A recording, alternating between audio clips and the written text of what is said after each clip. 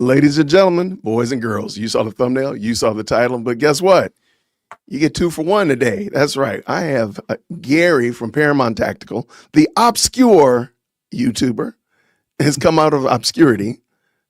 To grace us with his say again. So what's happening? What's happening, my friend? How are you, man? All right. So we are going to see if we can make it through and watch Candace's most recent video. She says she's going live at 5:30, by the way. So if you're wondering, she'll be going live at 5:30. I got it queued up.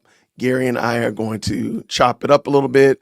And then after this live stream with Candace, we are going to talk a little bit about the Epstein files and hear your thoughts, hear Gary's thoughts, unpack that a little bit and get into that. Now, Gary, I don't know if everybody has seen your fan video that was sent to you.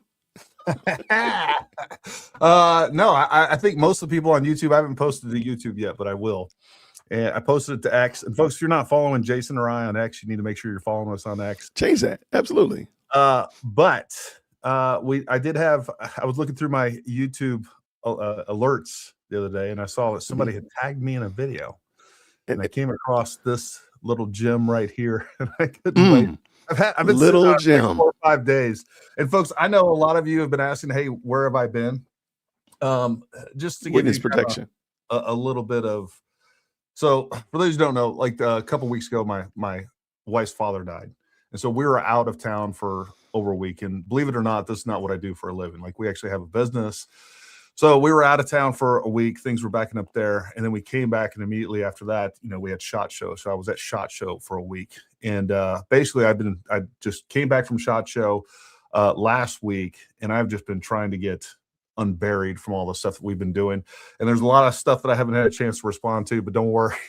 It is not because I'm sitting over here worried about what Candace is saying or anything else. The fact is, we just had some things I had to get done. As a matter of fact, I got like 10 videos back there that I haven't even edited from SHOT Show. So I'm still way, way behind. I probably won't be doing quite just for the next couple of weeks, probably not as much social media and videos and things like that. But, don't worry. I'm not going anywhere. Fear not. Gary's Fear not my people. All right. Let me let the people know also, if you're interested in supporting your obscure podcaster or YouTuber, please feel free to go to, if the link will pop up in here correctly, it will. Don't want to do that yet. Hold on. All right. Please go to JWitt to the store and pick up your obscure YouTuber fan club shirt. All right. So, of course, this one right here is the general podcaster. And this one right here, the other one, actually has a JWitt podcast. Gary is going to send me his logo, and I'll put his logo on the back of this one, or maybe Gary will come up with another one. I don't know. But anyway, we got to support those obscure podcasters. Let them know that we appreciate what they're doing over here in obscurity. Yeah, and I will say too, folks, if you're following me and you're not following, like, one of my goals is to get old JWitt up to 100,000 before. Let's go. Before March. All right, we got a month. We can do this. All right, so let's get we got it. And by the way, it's not just us. You need to help us too. So you guys need to be sharing his content, sharing my content too, but Absolutely. share his content.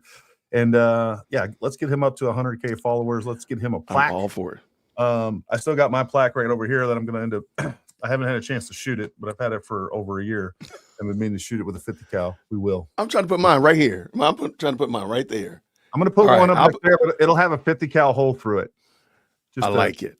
I like it. No, I'm still not happy with their anti-2A, anti-Christian, anti-conservative stances on everything. On everything. Can you imagine like how much better YouTube would be if they would just remove their thumb off the scale of what you could say? Well, like there's a lot of things they could do, but I just like if they would stop that. But go ahead. I'm sorry.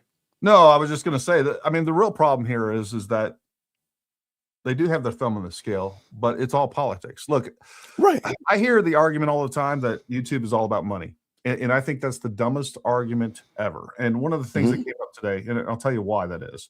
One of the things that came up today was Ian Miles Chong said, "What is the reasoning behind YouTube's moderation policy regarding Candace Owens? Given the figures like Nick Fuentes, Alex Jones have been banned for rhetoric that many consider less extreme than her recent anti-Semitic commentary, there seems to be a double standard in how platform guidelines are applied. And there's also things that she's violated regarding the things that she said about Charlie Kirk, or well, specifically USA and Candace Owens and things like that. I mean, Erica Kirk. And my reply was, this is simple. YouTube supports the damage being done to the conservative movement by Candace Owens. It's a political psyop against MAGA, and they will do everything they can to amplify it. And that's the real secret sauce behind YouTube, is that they are ideologically driven. They're going to make money no matter what. But you can't tell me that having some of the conservative figures, real conservative figures, not leftist posing as conservatives like Candace Owens, that they wouldn't get the money in. The other thing too is they're very anti-2A. Look, there's all kinds of Second Amendment companies, whether it be accessories, other YouTube channels like mine that have businesses behind them that would generate a lot of revenue that people would be advertising. So this is nothing to do with money whatsoever. This is all about ideology, about politics, and the fact that Google is anti-American, it's anti-conservative, it's anti-everything Constitution, everything that the principles that which this country was founded, they're anti-Christian. So that's what the entire YouTube algorithm, make no mistake about it, is driven by, in my opinion. Yeah, I don't disagree with you. I'll only point out another inconsistency of YouTube is they don't like if somebody's been banned off the platform, me platforming somebody who's been banned off the platform. Yeah, no, that's true. And Candace literally had no qualms, no problem, fully monetized having Myron Gaines on her channel.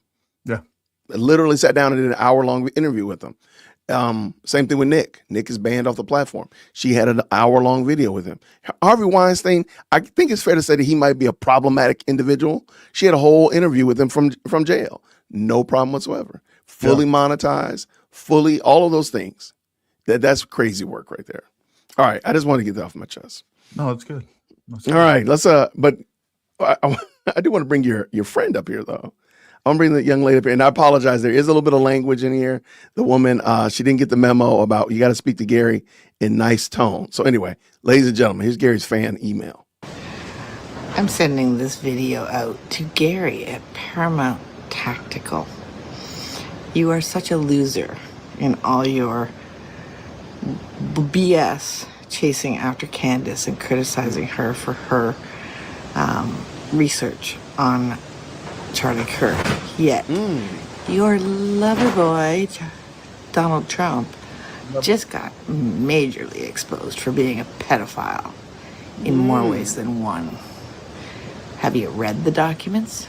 I don't see any new recordings from you. Something shut you up finally, asshole. Okay, Gary, in all honesty, okay, in the chat, let's be honest, people. How many beers do you think she had before she did this? Come on, let's be honest. Come on. She had 2 boxes of wine, easy. 2 boxes? Wow. Okay. 2 boxes for sure. I wrote on X that the stereotype that I had in my mind of who a Candace cultist is, this wine slop candy cult. Yeah, for sure. It's exactly what you imagine it to be, right? They don't let you down. And I think that is the vast majority. Don't get me wrong. There's other folks out there, but for the most part, these are people that are living quiet lives of desperation that need something exciting to drive them. They have nothing going on in their lives. They don't have any meaningful relationships.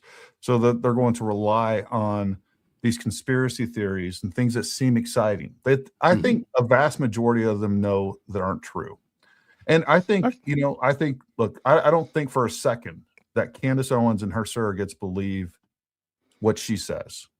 She knows that people are dumb enough to buy into her bullshit. And it's just like all the other, look, it's entertainment, and she knows it is.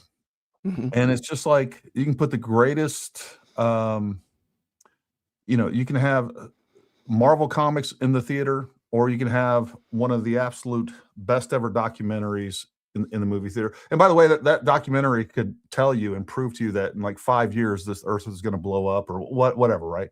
It could Right, for sure. It could prove an existential threat, and the entertainment is going to outperform truth every single time because people want the sweet lies over the bitter truth every single time, and that's what we're dealing with most of these people out there. No, I think that's a great catch. I appreciate it. All right, I'm gonna pull in. I think after watching that young lady, I think the only thing that's reasonable and makes sense is that we take a little station break. We hear from somebody that maybe can help cleanse the palate, so to speak. So with no further ado, Ami Kozak. Bang. Ami Kozak, green hearts in the chat. Oh, and by the way, I heard it in the chat. Green hearts in the chat for Jay Witt, red hearts for Paramount Tactical. I don't know if you do that, but I'm now making that a thing. Red hearts for Paramount Tactical. Red hearts for hearts in the chat. And I'll just say it differently today. Hearts in the chat when you can hear. All right, you guys, today on the show, we're going to be discussing more about Erica Kirk and her possible connection, her possible relation to Captain Kirk, who, as you all know, was the captain of Star Trek in the Star Trek space exploration, in which they were going deep into outer space to various planets. We want to know why they were going to these planets, because it's so obvious they were performing deep child trafficking rituals, okay? Child rituals where they're performing ritualistic sacrifice deep into outer space and going to various planets to perform these. We know this. We're going to be discussing this. Erica Kirk's connection to Captain Kirk, who was played by none other than William Shatner, okay? William Shatner was, of course, Jewish, okay? He was raised in Canada to two Jewish parents whose grandparents, William Shatner's grandparents, were from Ukraine and Lithuania, okay? Which is just crazy because we all know that Ukraine and Lithuania, I mean, Ukraine is really interesting. I find that very interesting what's going on with Ukraine and that his grandparents were from Ukraine. And these are, of course, the child trafficking capitals of the world today, okay? So we're going to be discussing William Shatner's connection to his Jewish ancestry, and this all makes perfect sense. Of course it makes sense. And the fact that he played Captain Kirk, okay, on Star Trek, and Captain Kirk's connection to Erica Kirk, I mean, it all aligns, it all makes sense. I've been telling you the truth, okay? It's gonna make perfect sense, and I'm not crazy at all.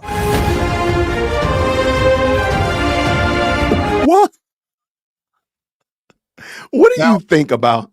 Go ahead.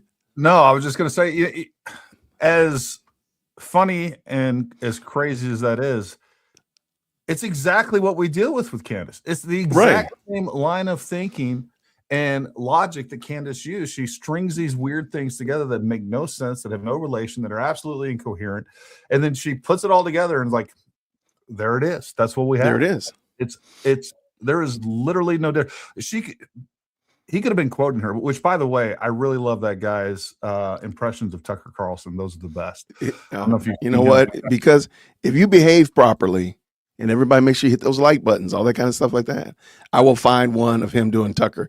His Tuckers are insane. You are correct. Now, I'll find a Tucker while you're talking. Go ahead. Well, I just want to say a couple of people mentioned, and I just saw, I can't click on comments over here, but Mary's Abel Bajard, 8879. This is exactly right. Candace wants Republicans destroyed and her followers too. Look, that is the entire point of this.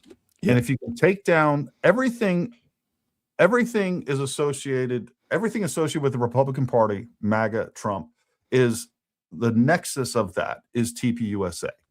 I mean, like, who even is going on with this? And people need to realize this is all an indirect attack at MAGA, at Donald Trump himself, and what we're looking at for the midterms and ultimately 2028.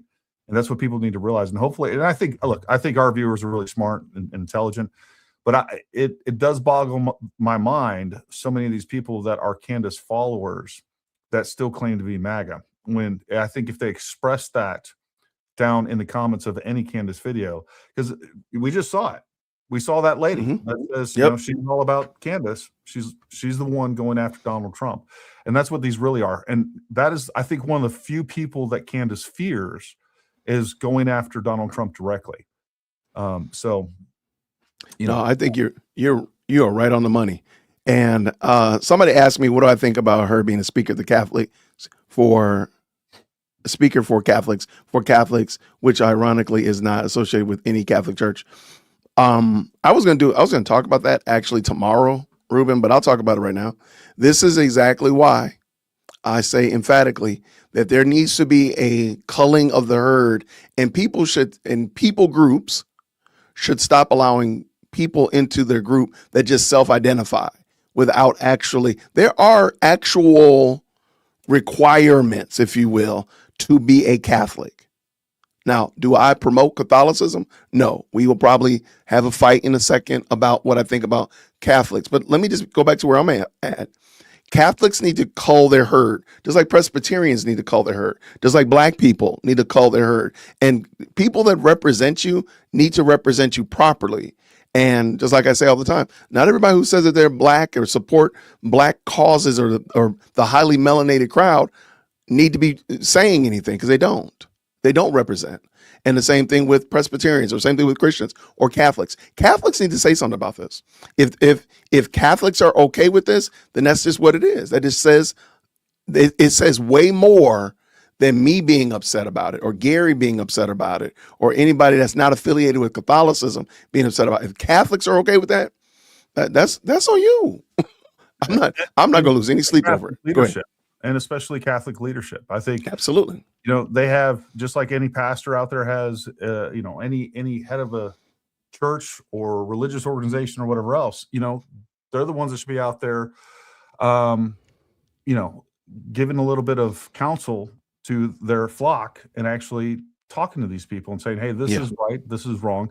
Like we could go through 100 different Bible verses and talk about the things that is unbiblical that Candace Owens is doing.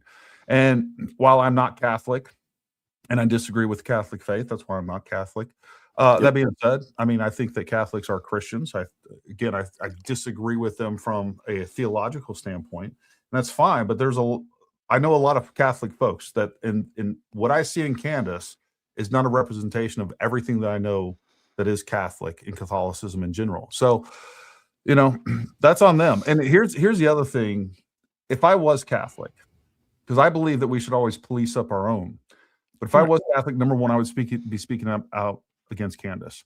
The other thing that I think a conversation that needs to be had amongst Catholics, and the fact that Candace is constantly going after pedos this and pedos that, is I do think that there needs to be some sort of discussion that goes on with what is the sexual abuses that have taken place within the Catholic Church. No doubt, no question. I haven't seen a reconciliation of all that. As a matter of fact, from my perspective, and again, I don't keep up with Catholics, and people, you guys can, correct me if I'm wrong over in the comments. What I've seen is I don't necessarily want to say a cover up, but they're ignoring the issue at a minimum. And I think that needs to be addressed head on. It needs to be discussed, because there's a problem there, without a doubt. And I think it's hypocritical that Candace herself, who's always allegedly going after pedos this and pedos this and pedos in leadership, why are we not talking about the PDF issues that we had within the Catholic Church, her own church? And there you go. That's it. I don't have anything else to say. I'm right there with you. So yeah, I don't have a dog in the race. I'll just say this, as Gary just said, and I'll just punctuate it. This is on those who profess to be Catholic. Deal with your own situation. As I said before, deal with the dry patch of grass in your own front yard. Candace looks past her own front yard being on fire to go put together a theory about your yard. Man, come on. Deal with your own situation, your own issue, before you start talking all this recklessness about somebody else's situation. Good or bad or indifferent, there's a lot that she could deal with on her own. I've never heard her address Catholicism. I never hear her talk about what's going on in Islam. Never hear her talk about it. But she'll fabricate and come up with all these concoctions. I got a feeling today is going to be more. But what about you miss all the other things that are very clear and very evident in order to make up something about another group that you disagree with. But shout out for sure. Okay. I do want to say thank you so much. We got some new members up in this building. Thank you so much, Patrine, for being a brand new member. We appreciate you. Now, Bruce, it looks like is over, I believe, on your side. It doesn't tell me exactly where, but it says he's not from here, but it might be from yours. Just signed up on X. Y'all will get a lot more content. Thanks, Gary and Whit. Well, thank you, Bruce. I appreciate you for being a member for a month. Now, this is something interesting. Maybe we need to talk about this as well. Maybe we need to start talking about Dan.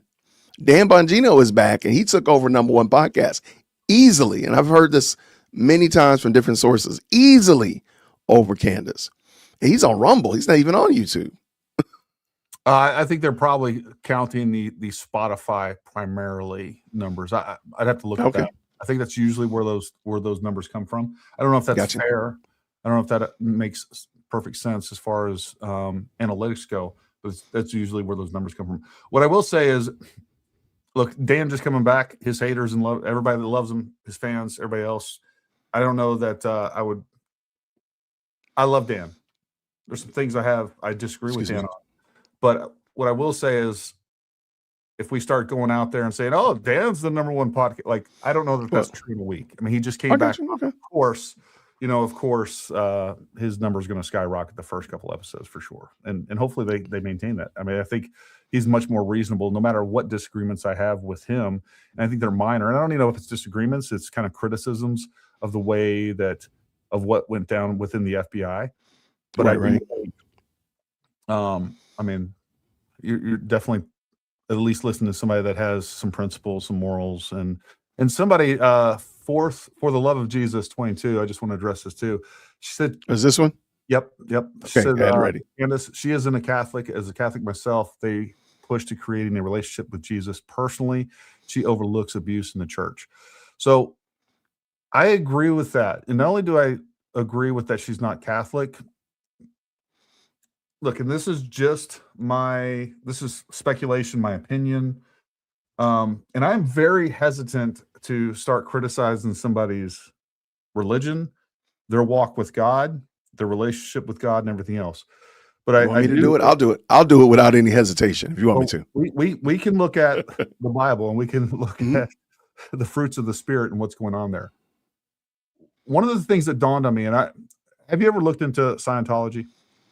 No, but not deeper than just some of the shenanigans, hijinks, a very high level view. Sure. I didn't need to dig into it, but go ahead. I'm sorry. A few years ago, I got really into looking at Scientology, not because I was attracted by it, but because I was disgusted by it. And then I started learning about how crazy it is.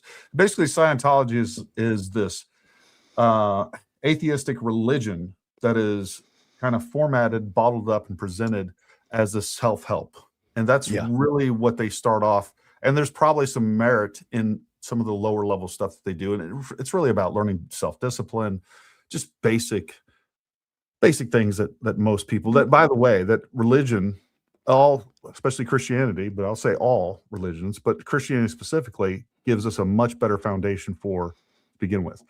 But that's how it's sold. And I got really into looking at Scientology, its origins, L. Ron Hubbard, how it works, how you actually increase your status, and really into some of really into the details of the stuff. And at the end of the day, everything, her rhetoric is much more akin to Scientologists than it is anything that resembles Christianity, anything even close.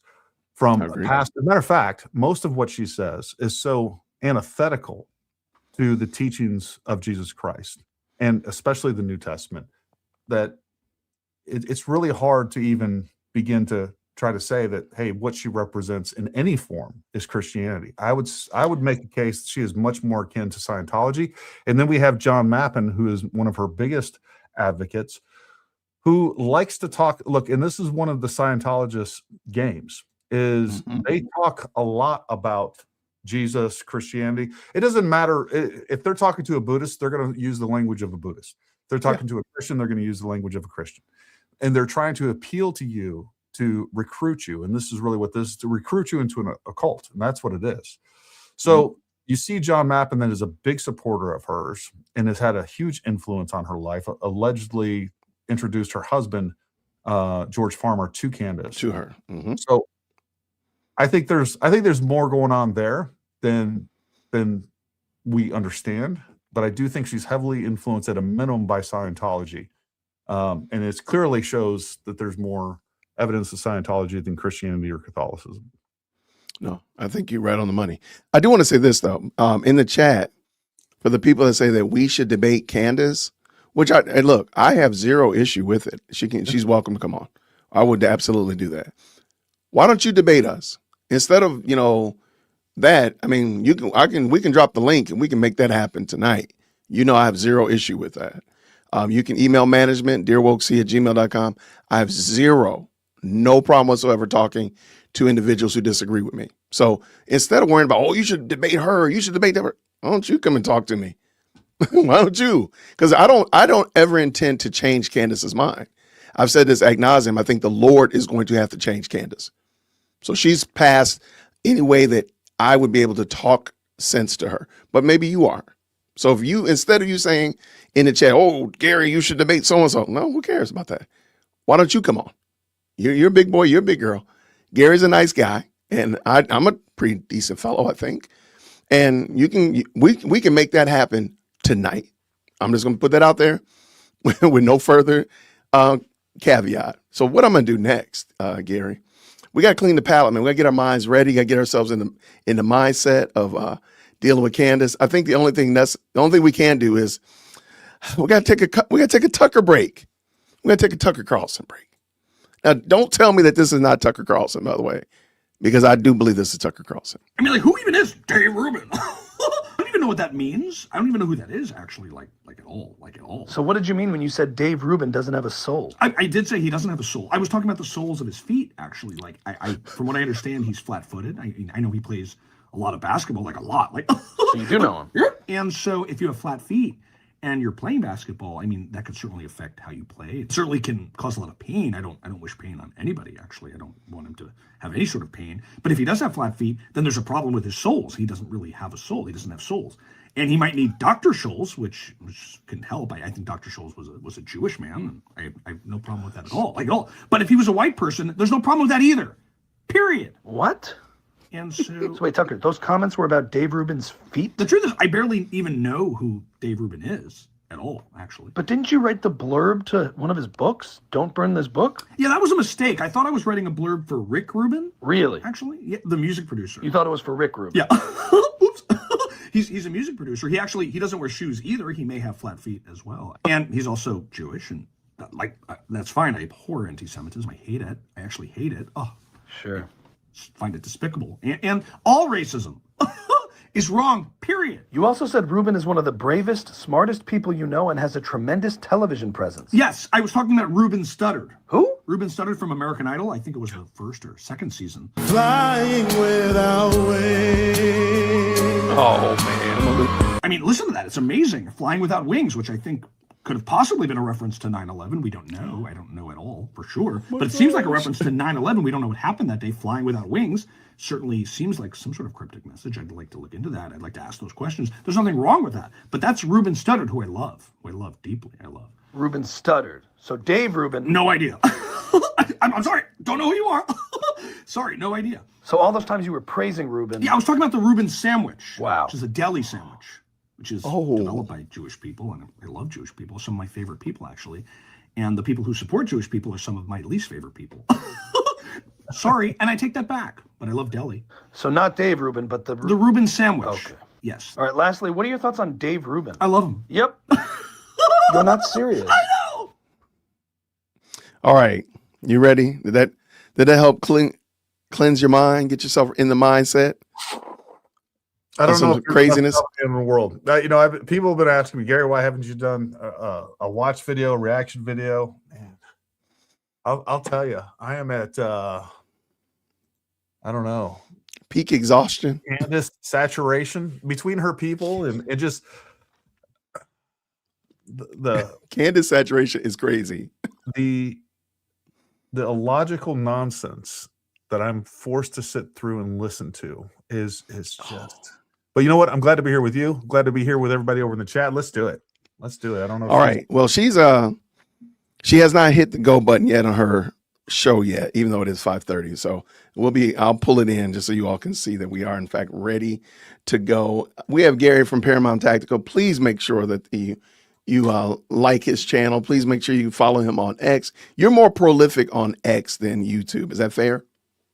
No, I think the opposite. You think? Oh, okay, okay. Yeah, I have been. Look, X is easy to do when I'm not doing anything else. Like, you know what it is. Like, if we're gonna get up here on YouTube, like we got to get here, you got to sit down, make a video. It is easy. I hated X just a few months ago.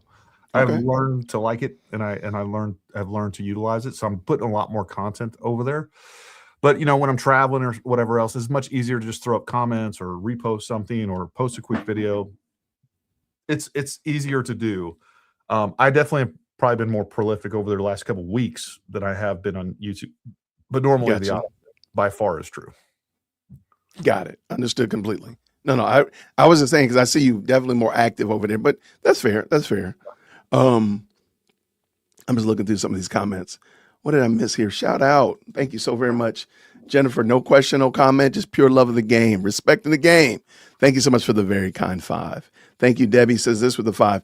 This makes me want to cancel YouTube, so I'm not supporting Google, but I want to follow all of this and watch your videos. Is there another platform? Most of mine is here on YouTube. I don't put it. Do you put yours on Rumble or other places? Yeah, put on X. I simulcast everything and I upload everything to Rumble as well. The problem with Rumble is it sucks. I mean, I don't know other way to. Number one, you just don't get the views. You get 1/100th of the views that you will on YouTube. Look, folks, I really do think I'm kind of putting a lot of eggs in the basket of X. Number one, it's a free speech platform. As close as we're going to get it, by far the freest of all the platforms. Ultimately, and Elon has talked about this, he wants X to be the everything app, right? So it is definitely going more video centric. So I am cross posting everything I do on YouTube over to X as well. And if and when X kicks me off, or YouTube kicks me off rather, YouTube kicks off. They have continued just in the last few weeks. I've never seen anything like it. They've continued to pull a bunch of my content off that has been there for years. I do think this is an attempt by the Candace cult, and I know that there's certain Candace surrogates that have been telling people to report me and my content and things like that. So during this whole Candace thing, the first time ever, I got 2 strikes and was pulled off of YouTube for a month or oh wow, week, and so. And then I was, then we've had, I was off a month, or was it a week? I don't remember. I think it was a week, but regardless. And then I've had like 2 or 3 streams. You were on one of them that I actually pulled down. A lot of my videos continue to get demonetized. And part of this I think we're easy prey because we are a 2A channel. I think part of that plays into this. And, YouTube's never been a friend of mine to begin with. So. Right. Yeah. So I think just to answer the question, I think this is the easiest place for people to find content. And again, I think, and Gary and I have talked about this I think we talked about on channel that, we want, Rumble to be more efficient, to be better so that you can find, so we could do something exclusively over there and get a little bit more of a viewership, but it's just hard to work with them. They don't have a very user-friendly, you might not see it on the back. You might not see it on the forward facing because it's more on the back end. It's just hard to work with them. When again, all you got to do is push a button and you pop up on YouTube. You don't have to go back cutting, pasting, repasting, and resharing. If you put something wrong, you got to go back and re-edit and start over again. That's just very discouraging. So I just hit the button and your girl is not on yet, but we are ready. We're ready. We have been here, man. That's true. I appreciate everybody's here. Go ahead, my friend. Has she hit? I don't think she hit the button yet. Somebody said she went live, but the button has not been hit. We're still sitting here. All right. Give me your overall thoughts on her attacks on Erica Kerr. Now, just outright blatant attacks on Erica Kerr. Well, I mean, it's disgusting. There's no other. I don't really have another adjective for it. Right. again, I'm always kind of thinking about what's going on with Candace and who she is and what she's doing and what she's. I mean, this is all could be tracked back to just high school nasty girl, jealous girl gossip, right? What she's doing is she's sitting back at a table with a bunch of her friends, and this girl comes walking in, that's cute, that's nice, and then they're just sitting there. They're just sitting there and like, oh, look what she's wearing today. Oh, look at this. Look at that. Yeah. Look what kind of jewelry she has. Oh, look who the people that she hangs out with. It's that nasty high school girl smear that creates this illusion of suspicion and everything. And she's obviously has such a large, she has a large table that she's sitting at, right? So she has such a large reach that it's effective. And I've seen, and I'm sure you've seen it too. Right, guys, fire in the hole. Tuesday, a lot to uncover today. First and foremost, we have a lot of alibis that were given to us about September 10th, where people were when they got the news. And I have to say, these alibis are beginning to crumble like Building 7 on 9/11.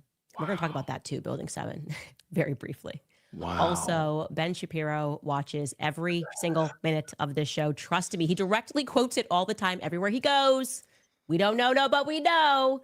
And you have to watch this clip of him attempting to make fun of me. It's just, it's glorious. It's glorious. I really have one. Welcome back to Candace. I think Ben Shapiro's right. I think he's got her number for sure. I agree. All right, here we go with alibis. Let's go with alibis, which is nasty work. Here we go, ladies and gentlemen. Green hearts in the chat when you can hear. It's very macabre work. A lot going on, you guys. A lot to cover, to uncover. And apparently our government is out there just trying to discover certain things. And I just have to tell you what's going on in this world right now, the best way that I can make you understand this. We're essentially the Muggles, for those of us who read Harry Potter, maybe those of us who were dweebing it like me and read it a few times in the story of Harry Potter. We're the Muggles. There's this entire world of witchcraft and wizardry, spiritual darkness, and spiritual. I'm gonna stop real quick because I didn't watch Harry Potter. I haven't read Harry Potter. I'm not very interested in it. I just want to throw something out here, and I would like for you all, when she does it, just spam the chat and say, "I told you so, Jason. I told you so." Whenever she shows you actual evidence for what she's going to say, I don't even know what the Muggles are, but I guarantee you she's not going to show you any correlation and say, hey, this is an example. Gary is doing this, and I have proof. Here's evidence that you can see, that you can run with, and you can analyze yourself and see that I'm coming to the same conclusion. She will not do that. This is going to be crazy. Light that's happening, people that are practicing literally Babylonian magic, and they intentionally rendered us as the Muggles, the people who are not aware that it's going on at all. That all seems so ridiculous. That can't be true. And I think that began. Say again, my friend. I was just Babylonian magic. Right, Babylonian magic. So Project Looking Glass. Yeah, we're back to Project Looking Glass, time travel, and the such like that. Like, she means this thing. She's not saying this in hyperbole. She does, in fact, mean this. So this is not just like, Gary, it was magic how you called me right at the right time. No, she means magic. Began, by the way, transforming us into idiots. It began when in America, when they removed the Bible out of the classroom. That used to be taught at public schools, the Bible, so that you knew. Okay, I'm here to pick fights.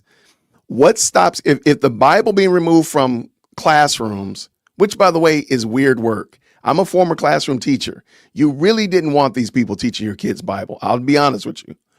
But what's stopping you as a parent from teaching your child Bible once you get home? I'll wait.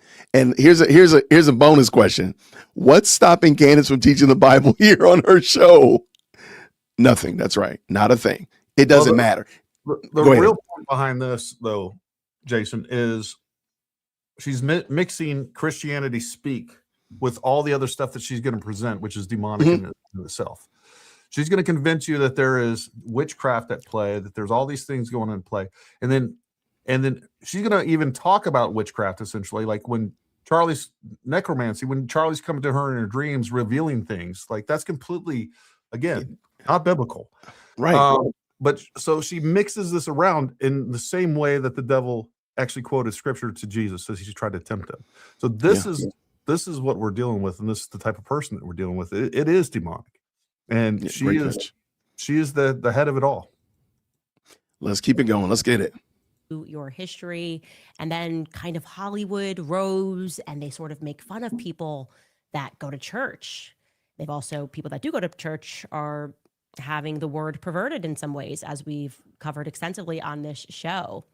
They made us think essentially that the Bible was a fairy tale, effectively blinding us all to the fact that it is very real.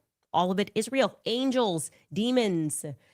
Today's just going to be one of those WTF episodes when I share with you the true story of what the heck we were doing in Iraq. We were capturing a Sumerian magic device. That's what we were doing. I thought we were running duck and cover for Indiana Jones, special ops for Indiana Jones, and the lost, I don't know, pacifier of Pharaoh. I don't know what, well, it was something. Moses's gym shoes from 3rd grade PE class. We were there. That's what we were there to uncover, right? Again, somebody mentioned it this week that they think Candace got hit with another cease and desist, or her lawyers told her that she needs to stop because she seems to be taking her foot off the pedal, even though yesterday was gross. I admit. She seems to not be coming out the gate talking about TPUSA. It's almost like she's adding some more things in there so she can say like, well, I was going crazy. I was having a psychedelic moment or whatever that nature. Because this is just bona fide insanity. And yesterday was probably even worse. But all right, let's go. Let's go back. Let's go backward. Backward. Let's recap the Muggle edition of what we were told, okay? The Muggle edition goes like this. On September 11th, 2001, some super de-duper evil Muslims, known to most of us now as Israelis, hijacked some planes and drove them into the Pentagon, flew them into the Pentagon building, also the Twin Towers, and then Building 7 kind of got really emotional seeing his friends get hit and went ahead and just collapsed itself, right? Gary, I know I told you, bro, I'm going to try not to rage quit because I got guests here today. We had 1,200 people watching. I'm going to do my very best not to rage quit. I cannot promise you that this is evil. Yeah. Again, go ahead, man. Go ahead. I'm sorry. I was just going to say, and what she's doing here is she's undermining the credibility of some real, look, there are still some questions unanswered about 9/11. Absolutely. No questions about that we should discuss. And Building 7 is a real mystery. That being said, I'm not ready to throw out, there could be explanations that we just don't understand. The fact is we don't know. But what she's doing here is like, I want to believe every time she speaks, I'm like, you know what? I'm just going with the official narrative. I hate you so much. Right. I'm going to go with the opposite of whatever you say. But all joking aside, she's taking these very serious issues because she doesn't have any in-depth knowledge about any of these things. And she's making jokes about it and comparing it to Harry Potter and turning it into this Muggle story because her audience are morons. Let's just like, I no longer, there's no doubt there. No question. I no longer even blame Candace Owens. I blame her godless, idiotic, smooth brain. Yeah. Like that is the problem. These are people that are hateful, that are vile. I think they're a bigger problem than Candace Owens herself, because most of this stuff I think Candace Owens is making up. She doesn't believe. She just knows that her moron wine slop cultists will believe whatever she says. It doesn't matter how ridiculous it is. They have no use of they've abandoned logic. They've abandoned common sense. They've abandoned any sort of, I don't know, moral structure whatsoever, and are willing to say and do whatever it takes to destroy someone that she has directed them to hate. Hey, I want you to hate Erica Kirk for all of the Gossip Girl reasons that I said. I don't like the way her hair is. She cries too much. She doesn't cry enough. She didn't mourn long enough. She sat on the tarmac too long. She wore too much sparkly suit. Like, too much pyrotechnic. Like, really, like she can't win. Erica couldn't win no matter what. So, okay, let's no, I'm with you 100%. I wish we disagreed on something, but we don't. By the way, I should mention that over at the Pentagon, that plane was also very unique. It apparently had no wings when it just dove into the Pentagon. Some people said they heard a missile, but we won't ask questions. We're not here to debate those conspiracies. We were told that this was executed by the Saudis. They had hijacked the plane. How did we know? Well, because one of them was kind enough as to conveniently drop off his passport on the sidewalk to make sure that we knew that it was them that was getting away with these super duper evil crimes. I'll remind you of that video very quickly about the passport being found. Donna, when these buildings came crashing down on Tuesday, they sent debris showering in several blocks in every direction. And it was in one of those areas a couple of blocks away from the World Trade Center site, apparently where that passport was found. The FBI announcing that it has found the passport of one of the hijackers who was on board one of those two planes that hit the Twin Towers on Tuesday morning. I mean, I was young. But for those of you that were not young and were grown adults, did you just accept that? I was a kid. That's my excuse. Okay. Gary, do you remember how old you were? I do. I was 20 years old. Really? Yeah. I was 32. That means hey, wait, man, hold on. I was born in the Don't be doing that math, y'all. Don't be doing that math. What year were you born? Hey, let's not talk about that. Because now I feel like really old. 74. I was born in 74. You're a young 74. Oh, well, there we go. No, I heard that story and I thought it was garbage too. I did. But it was very. Go ahead. No. I'm sorry. I was finish what you were saying. I'm sorry. No, when I heard that, I'm like, man, get up out of here. But that didn't change anything for me. I didn't think I thought the whole finding the passport on the side of the road was definitely something to be considered comedy at best. But it didn't change anything else for me. Candace will change her whole narrative because they found the passport on the side of the road. Like, and I've said this before, like she makes mountains out of molehills. She just gets fixated with something that doesn't make sense. And it doesn't matter how important or not important it is to the story. Gary, why do we drive on parkways but park on driveways? I don't get it. And she just keeps going and going and going and won't stop until you explain why we drive on parkways and drive and park on driveways. What she's really doing here is she's taking credible conspiracy theories because again, some of these I don't believe that a passport just happened to fall out of that either. I don't have an explanation to that, but I can tell you a passport, the passport of one of the terrorists in that burning inferno that just happened to fall out on that. I don't believe that. I don't have an explanation for it. There could have been more people involved. There could have been CIA involved. There could have been Al-Qaeda people on the ground involved. There could have been Saudi Arabian intelligence operatives involved in the ground. There's lots of explanations. But the problem here, what's really going on is she's taking credible conspiracies and she's trying to build credibility of her own BS, the stuff that makes no sense. Right. Like we don't have anything compare that instance to what's going on with the Charlie Kirk. Like there we go. That the French Foreign Legion killed Charlie Kirk, but you still haven't given us any evidence of that. So what she's saying is, okay, there is evidence. These are the conspiracies that are true. So therefore my conspiracy is true. Just like where I always hear people, well then, you don't think Charlie Kirk was killed by, I don't know, the CIA, the freaking French Foreign Legion. Oh, what about Martin Luther King or JFK? Oh my gosh. Because one thing is true doesn't make the other things true. That is a absolute fallacy.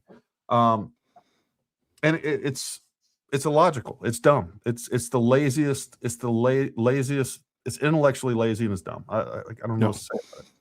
No, I'm right there with you. And I think and she does this a lot. And she likes to try to dovetail her ideas onto things because most people, Harry Potter is about to be put out on Audible. So it's out there in the world. People are talking about Harry Potter. And they're even considering, if I'm not mistaken, rebooting and redoing the whole series again in live action. There's been rumblings of that. So she knows there's audience and people are hearing and talking about Harry Potter. So she inserts her crazy story into the Harry Potter narrative, as well as credible conspiracies and credible questions from 9/11 to bolster and make her case, even though her case is flimsy on its face. It doesn't need Harry Potter. It doesn't need 9/11. She just wants it to try to bolster it up. But look, I bet she's doing market research on all this. I wouldn't doubt it. I bet she is actually paying for hey, out of my audience, Like, what are some themes that resonate with them? Is it 9/11? Is it Harry Potter? Like, folks, this is so engineered and construed at this point, and if you can't see that, you're blind. Let me also add another then. Remember, did you see the Ben Shapiro commentary about her? Which one? The one that he was doing a live Q&A where somebody asked him a question saying that Candace said that she had a dream about you. And did you see that conversation? I'm sure she's gonna bring it up. But it's funny because in the dream, Candace says that she's playing chess with Ben Shapiro, but she's not playing regular chess. She's playing Harry Potter 4D chess. So I'm wondering even if that's part of why she brought it up, is to keep bringing that Harry Potter into the narrative, because that's what Ben Shapiro was talking about in that rebuttal to her. I'm sure she's going to bring it in. And if not, we'll play it later. Okay, let's get this going. It's in middle school. But for those of you that were not in middle school, did you just accept this? Those of you that had families, did you go watch the news and go, no, that makes sense. Yeah, the debris just from, we could not even find human remains, but the debris just fell and unfortunately flew away out the window. He just like threw his passport. I have so many questions about that. But again, we're not here to relitigate 9/11. We know how we felt. We all gathered around those super pause this for a second. I hate TVs. Yeah, no problem. We were I think not a problem. What she doesn't understand are the people that actually went through this. Like, we didn't find this stuff out the day after or that day or anything else. What we watched was something horrific. We saw people jumping out of the buildings. I'm getting emotional crazy about it. Yeah. You know, this is why. So for people that don't know, I had a career. I was 20 years old. I was a young father at the time already. And I had a career. I was working at a sales company. I'd already made junior vice president of a sales company. I was doing sales and things like that. Perfectly happy, making a lot of money for someone my age. And 9/11 happened, and 2 days later, I was in the recruiting station. And that's what began my entire military career. I wanted revenge so bad for what took place. And watching everything that happened, the way that she's belittling the people that went through this, the way that she is minimizing the traumatic effect. I don't know. None of us knew who did it for sure. What I will say is that we were at such an emotional high. We were so emotionally driven at that point. We just wanted something done. And we were primed to be tricked. I will admit that. And I do think there's unanswered questions. I'll leave it like that. I don't think that we should have went to Iraq. And I've lost lots of friends in Iraq. I did 2 combat tours in Iraq. I did the initial invasion into Iraq. I was there for 13 months, and then came back a couple of years later and did another 10 months in Iraq. So a lot of devastation, almost lost my life dozens and dozens of times in Iraq. I think that was a waste. And I think that ultimately the reason that we didn't win the wars in Iraq and Afghanistan was because our leaders didn't want us to win the war, even though we could have, because it was much more beneficial, financially beneficial, that we prolong these wars and we stay out there. From a defense standpoint, there's lots of benefits to us being deployed overseas, and a lot of defense contractors and a lot of politicians, and we can use this as pushing public policy. We saw what happened with, our rights being limited by the Patriot Act. Yeah, Patriot Act. Agree with. So there's lots of questions, but for her to sit there and be like, "You people were just dumb," like, it infuriates me at a level that I just want to reach through and, I don't know, caress her face. I'll just leave it. Don't do it. Don't give into it, Gary. No, I agree with you 1,000%. And again, it does minimize where people were, because now, hindsight is 2020. What have we been, like 25 years? Yeah. There's a whole lot of hindsighting that we've been doing since then. And some of that information we didn't find out till years later. Like, there's some information we didn't find out till yesterday. Yeah. I mean, yeah, right. So I don't think it's fair to look at it. And this is what I call historical revisionism, where you look back at 9/11, don't quote me on it, was 11:45 in the morning, and you act like at that moment we know everything that we know. I'm sorry, we knew everything then that we know now. That's not true. That wasn't true. It wasn't. So, okay, let's keep this game going because we got a lot to get through. Yep. Shout out to the best live chat. Make sure y'all please jump into the chat. Let's go. Perhaps expecting that as a result of this, we may indeed have to go to war with Saudi Arabia. That's what makes sense. They dropped the passports off for us to find and the debris. But that actually didn't happen. Oddly, we were told a couple of years later that we had to go to war with Iraq very quickly. Now, yesterday, I mentioned to you all the Epic of Gilgamesh Oh my of gosh. Uruk, understood to be actually the story of Nimrod in the Bible. If you believe that Candace has read the Epic of Gilgamesh, please in the chat. Please in the chat. Please a book emoji. If you believe that Candace has ever read the Epic of Gilgamesh, I'm just going to ask you the question. Just put it in the chat. Was a warrior who rebelled against God, Nimrod, and established his own kingdom in Mesopotamia and in Assyria. I'm showing you this map of that region so you can see where exactly we're speaking about. Kind of feels like where we're doing a lot of stuff right now, actually. Lebanon, Syria, and now we're talking about going into Iran. Well, I got an email yesterday from one of you, and I have to read it to you because I went, no way, no way. I also got some other. I'm going to just stop. Her inbox is the Arkham Asylum to Batman. Her inbox is the rogues gallery of whatever superhero you need. That's it. I'm sorry. Every story starts with, I got a message, I got an email, you won't believe. I have 50, 100,000 million emails, and this one just popped up to the top, Gary. It never fails. Every rabbit trail that she's gone on has started with an email or some kind of message external, some kind of external message. Mitch Snow, that crazy lady that was on meth, talking about Erica. This story, the plane story, was an email. The Red Crane, every story starts with an email. That's crazy work. When did she ever realize that the emails are playing you? Okay. I'm sorry.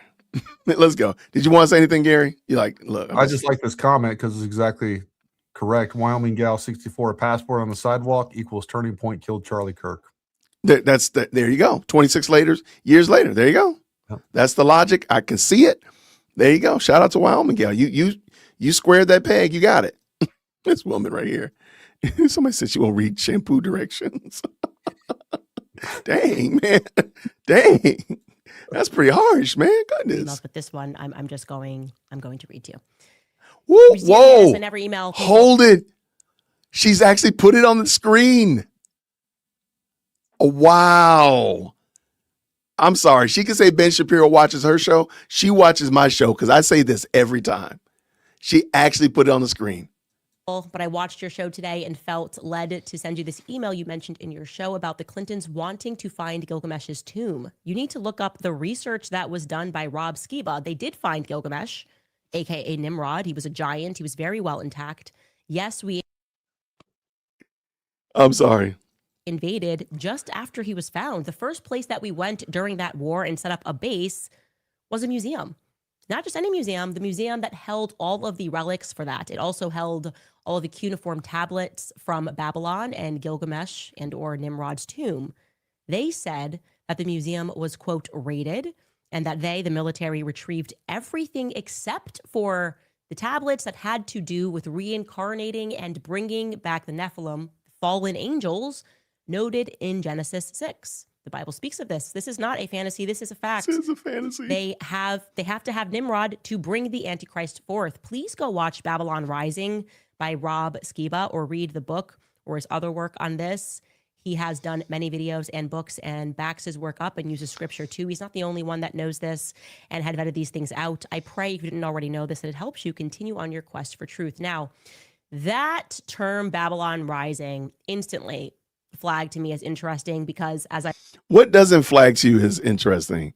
I will absolutely be stunned if you could tell me what doesn't come across as interesting. So let me make sure I got this right. And Gary, you might not, because you don't watch this, and you definitely are more concerned about your mental health than clearly I am. Oh no, I've watched it. But you don't. Yep. One of the things I noticed is that the beginning of her show is the longest portion of her show. Kind of like the news, it's the larger, it might be like 20 minutes long. and then she'll do an ad read, then she'll come back to another segment, which is smaller, and then another ad read, and then she does comments. So this is, dare I say, the most valuable. If you were looking at a newspaper, this is the above the fold section of the news, the most important stuff that she wants to get out. And she's talking about reincarnating Nimrod, the Nephilim, and Babylon falling. Okay. Gotcha. So hold on real quick. I just happened to Google real quick Babylon Rising by Tim LaHaye, Greg Dillinalo, which I'm assuming is what she's talking about. These are novels. Are described as fast-paced thrillers focused on biblical prophecy, such as The Search for Brazen Serpent. Action-adventure thriller series featuring archaeologist Michael Murphy, who authenticates Bible prophecies while uncovering artifacts and fighting evil forces. All right, so this is the equivalent of the Da Vinci Code. All right, this I'm just Left looking Behind at series. Yeah, this is not factual. This is fiction. I'm going to do some more research on this just to. But I thought people should know that going into this. Yeah, and I'm looking. I don't see anything that looks like what. And it's funny because she'll probably pull this up. She'll probably go with the Tim LaHaye, because Tim LaHaye also did the Left Behind series. So she'll probably run with it and never do any research. Never do it. Let's go. I've been speaking to you about what the elite practice, and it's telling you, but this goes back to the Sumerian tablets. Ha ha ha, Project Looking Glass. They freaked out when I discussed that. This idea of these occultists, Babylon Rising, the names of their books, this Babylonian magic, it's a theme that just keeps cropping up, whether you're referring to Aleister Crowley or Jack Parsons. So I went, wait a second. Because we never really did get an answer for what we were doing in Iraq, you know. The email happens to check out. Surely enough, back in 2002, a group of German geophysicists began making trips into modern-day Iraq to map out what they believed they had discovered, which was ancient Iraq that aligned with the ancient texts of Gilgamesh. I'm going to show you this headline because I honestly, this is like unbelievable. Two German geophysicists, one named Georg Fassbinder and Helmut Becker, they were working for the Bavarian State Conservation Office in Munich, and they began using magnetic mapping to discover the old city. And suddenly they go, wait a second, this is his tomb. When exactly did they find it? We know for sure that it was sometime between May 2002 and very early 2003, they became convinced that indeed they had found the actual tomb of Gilgamesh, also, like I said, known as Nimrod in the Bible. This is within the exact timeline that we make a decision to invade Iraq. It's going to get even more insane. So it's February 5th, 2003. Colin Powell publicly states, rather notoriously now infamously states, that Iraq possessed weapons of mass destruction. He's holding up the anthrax. He's addressing the United Nations Security Council. Okay. Then, that quickly, next month on March 20th, 2003, we invade Iraq. The public is informed a couple of weeks thereafter, the BBC, so state arm, that Fassbinder indeed had made the discovery of Gilgamesh's tomb. And conveniently, well, guess what our boys did? They were there. They happened to make their military base at that exact location. Like, this is just incredible. Colin Powell publicly states there's weapons of mass destruction during his address, and then bam, there we are on top of Babylon. Well, what exactly were we doing there? Oh, I just want to know, what exactly are we doing here? I don't know what we were doing there, Gary. I just want to know what we're doing here. What is she talking about? Well, she's making the case that because something that she's going to allege is true, everything that she now alleges is true. That's what she does. It's like, you have to believe this because, or you're denying that JFK was assassinated by his own government or conspiracy or the Jews or whatever else. It's like, that's what she's doing.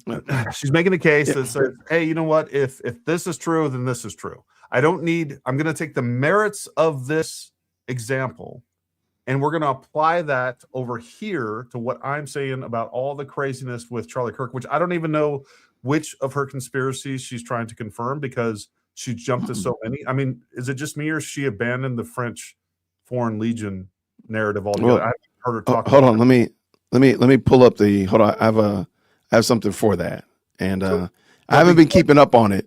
I actually have lost track because it was 37 days since Candace last reported on the French hit on her life. I don't lost track. We might be like up to 50 now, but to your point, you're 1,000% correct. She hasn't even talked about that. Like that would seem like that would be a bigger deal than the Epic of Gilgamesh. And so what she's saying is because I can find evidence over here to this, I have no evidence to this, so I'm going to apply. I'm going to convince you this is true with evidence, and then I'm going to convince you that this is true without evidence because this is true. That's what she's doing. And her, clapping like seal lemmings of followers will just be like, oh, that's great. She's so smart. She's brilliant. Oh, go up and she brings the receipts. Yeah. Like what receipts has she brought? Receipts. Do you see all the receipts? This is full receipts. I mean, we've had so many receipts already. I don't know where we're drowning in receipts. Like we saw 9/11, Building 7, passports, Gilgamesh, Nimrod, lots of receipts. Yeah. And I keep telling people, like, notice how much information she brings. She's already, look how much information she's already brought into this conversation, which is crazy. All right, let's go. Other than, the obligatory mass murdering, plundering ancient Christian civilizations and structures, a million Iraqi civilians that were killed. That's a given. We just are always destroying Christian relics, but because we have to destroy history. They have to destroy history. I'm sorry, brother. I was just saying it's not a given. There's that number of million Iraqis is widely debated. Exactly. Right. Absolutely. But she's going to state any speculation as fact, so it really doesn't. That's the least of our problems. It's probably the most factual thing she's actually said, even though it's not factual. History. But in retrospect, I have to say that I gotta stand for my boy Colin Powell looking into this, because I think he told the truth that they were indeed searching for weapons of mass destruction, but of a spiritual caliber, mass spiritual destruction. It is absolutely not a conspiracy. You can look us up yourself that we, like I told you, set up our military base, Camp Alpha, right on top of ancient Babylon. Our boys then began digging. They said that the reason that they chose this place was because they wanted to protect the site from looters. Except, I guess, the military guys got confused at the top. They accidentally started doing the looting. The instructions just weren't clear over there. This is actually a United Nations article published in 2009 when we had to confess our sins before the world. It reads in part, quote, Babylon was the capital city for two famous kings of antiquity, Hammurabi, who introduced one of the world's first law codes, and of course, Nebuchadnezzar. Partially excavated over the last century, much of ancient Babylon, which lies 90 kilometers south of Baghdad, remains undiscovered.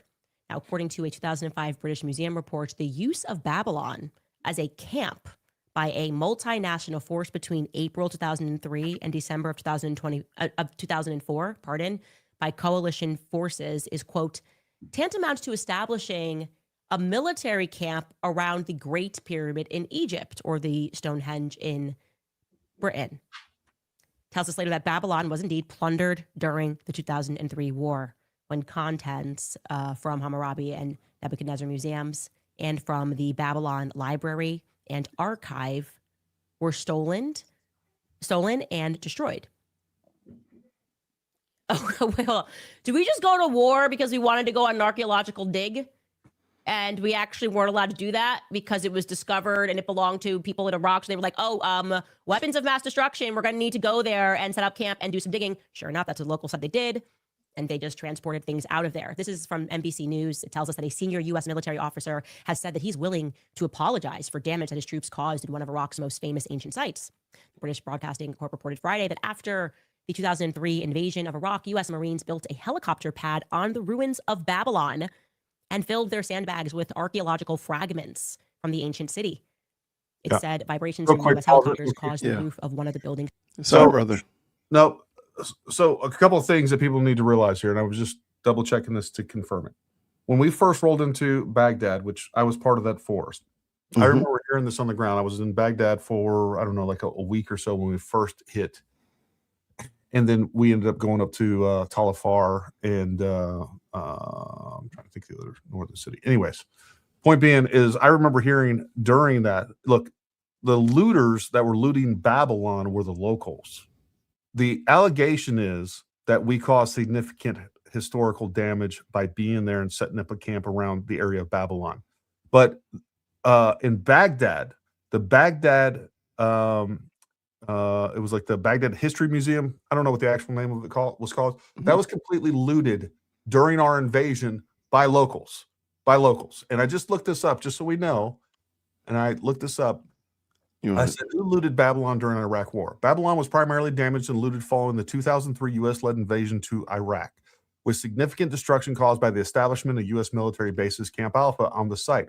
While local looters took advantage of the security vacuum, reports indicate U.S. forces caused extensive damage by digging trenches, compacting soil, and driving heavy machinery over archaeological ruins. But the actual looting, stealing of artifacts, was indeed the locals that did it. They understand the historical significance of what was going on. I don't doubt that U.S. troops took like different, if there was fragments of different archaeological pieces there and things like that. I don't doubt that. Yeah. Like we saw that all over Iraq. Iraq is one of the most historic areas in the world. So anyways, I don't doubt that. But the actual looting of the Baghdad Museum was all locals, and the actual looting of artifacts of Babylon was also locals, just so we're clear. And I'm sure there was some looting done by soldiers too, but it was very insignificant compared to everything else that went on. And just to follow along with you, what does this have to do with what we're talking about, allegedly about Charlie Kirk? And that's why I think she's just literally somebody said it. She's out of time. She's out of content. This is non-tent because it's literally like, okay, fine. We can have this discussion. Gary's shedding knowledge. We can do some research, find out some new things, but that has nothing to do with what this allegedly was about, which is about what happened to Charlie Kirk, which, by the way, I don't think she's ever theorized what actually happened to Charlie Kirk. But let's go. To collapse. We were not there to protect ancient ruins. We were there to plunder and to loot and to steal. Wow. Right after we discover that Gilgamesh's tomb is in this city. Locals reported that at night Americans were digging and they were extracting in military operations. But to where? That's the question. Where did they take Nimrod's remains? Why do they want them? What do you guys think they're trying to do with Nimrod's body?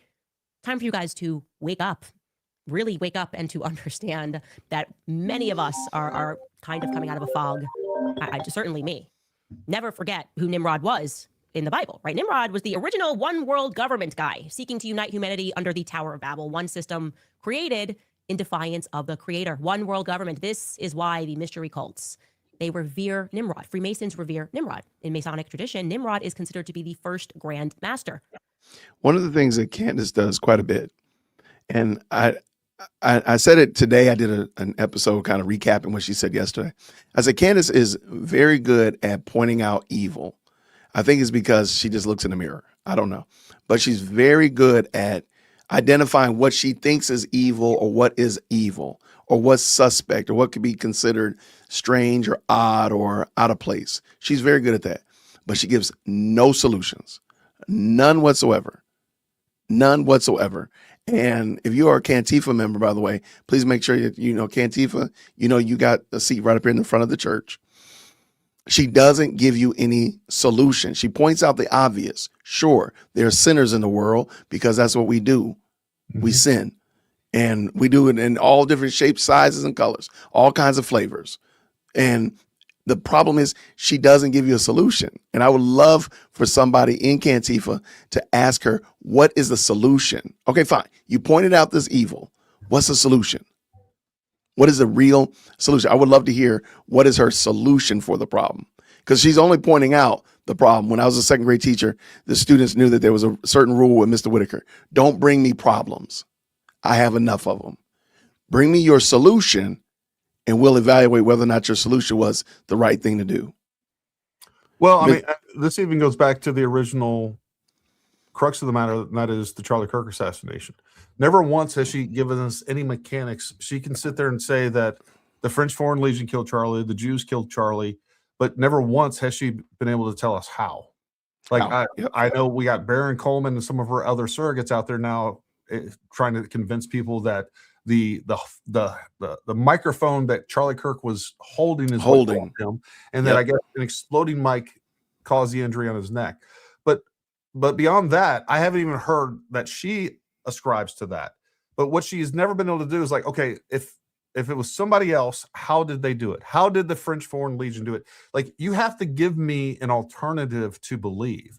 Don't just say, oh, no, it wasn't Tyler Robinson. He was never on campus, even though we got DNA evidence, even though we got video surveillance evidence, even though that we now definitely have phone evidence, being able to track him exactly where he's at.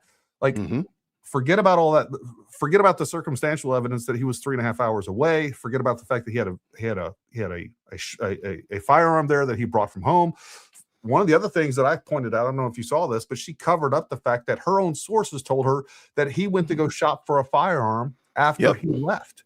But she did cover that because, again, what she wants to do is omit information. She just wants to cause confusion. She doesn't want to give you any explanation, and she definitely doesn't want to say, oh, well, actually, you know, the shot came from over here, or yes, he was electrocuted and had an exploding mic that doesn't make sense, that defies physics. Like, none of that has to make sense. She doesn't have to give you an explanation of what actually took place, or as you're stating, a solution. She just has to create the confusion and the chaos to make it to where you don't believe what's being said. Yeah, and I agree with you 100% there, but I was just saying, like, fine, you pointed out some evil mystery cult. What is your solution for this evil people that demonically worship Satan or Gilgamesh or Nimrod or whatever? What is your solution for them? They need the gospel just the same as the person that jaywalked across the street needs the gospel. Just like the person that did this crime, they need the gospel. I need the gospel. You need the gospel. All God's children need the gospel. It's like, what is your solution, Candace? And I would love for somebody from Cantifa to explain, and I've put the bounty out there. Give me a video of her explaining the gospel. I will play it without any edits. If you can give me a video of her actually explaining what the gospel is. How one goes from being a sinner, an enemy of God, to being in Christ, a friend of God. I would love to hear that. Have you ever heard her once say, hey, folks, you out there that are watching, the millions of people that are watching my platform, me as a Catholic, I believe that you need to give your life to Jesus. You need to confess your sins, and you need to start walking with God. Never once has she done anything like that. And I think that is very indicative of what she truly is. And that's not a Christian. So, yeah, I'm keeping it out there, and I want people to realize it, because eventually Cantifa is going to wake up. Now, I don't, like I said, the Lord has got to deal with Candace. Candace is in God's hands. Cantifa, y'all the only ones I'm worried about at this moment. All right, let's get done. This is all very real. It should shock you. We probably like, yes, absolutely. Shock you, Gary. And so people then dug up, and this got a bit confused, by the way. So I should clarify that there was this still never quite explained FOIA request that went through to the State Department requesting documents pertaining to the resurrection chamber of Gilgamesh, the location of his body and the location of the buried Nephilim. Who are we talking about? Who are we speaking about when we refer to these people, the fallen angels? Guys, I am telling you, and this is not a part of Catholic canon, but you are allowed to read it. Gary, you know what I find is adorable? Is that Candace can talk about an FOI request for the Lazarus pit.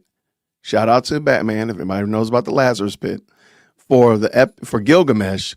But you know what FOI she's never asked for, Gary? What's that? An FOI on whether or not Sergeant Long told Brian Harpole that they could not fly drones that day. Why does she not ask for the information to prove that what Brian Harpole said, what TPUSA said about how they planned their event? Why is she not pulled up? Because those are freedom of information things that she could be able to get that information on and settle this argument. We're done.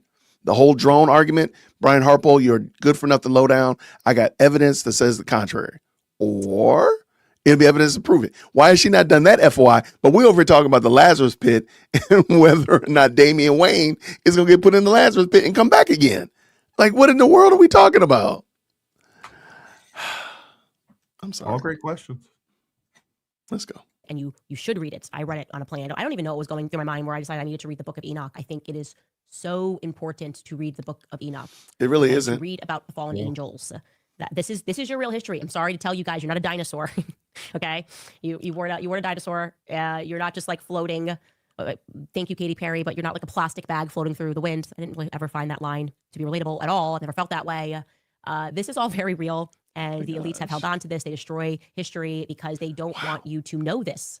They envision a world like Nimrod, one world government. They are going to be the gods. You will have no sense of where you come from. You will have no sense of your history, and your souls will be completely perverted and corrupted by them. That is what they are doing. So people always ask. So what would be how would you stop that, Candace? How do we stop that? They said they're going to destroy your soul. How do we stop that? What kind of action can take place to change that situation? I just wonder, Candace.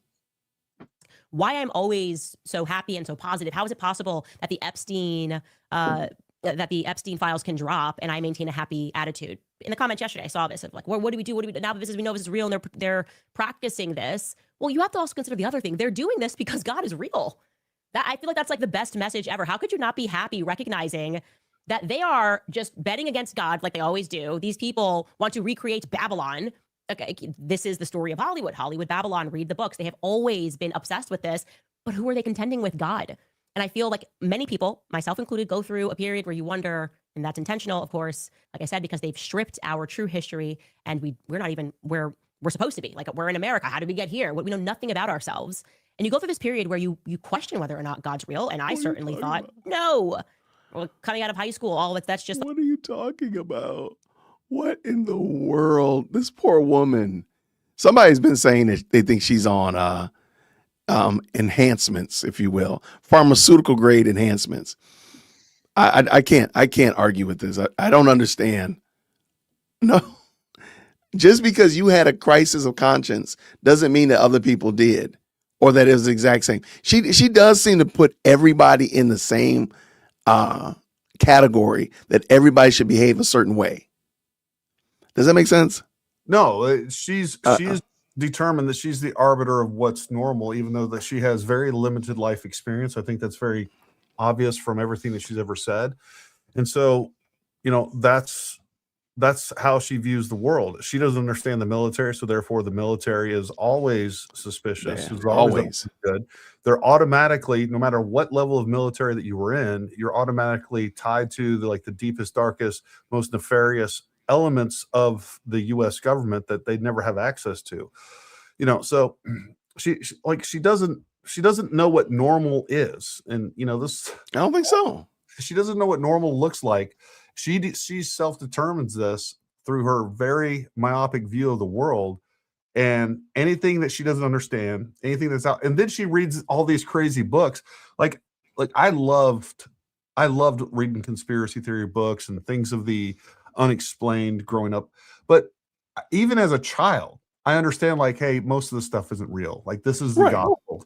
This isn't the Bible. And there's a reason why, the Book of Enoch is not included into the canon of the Scripture.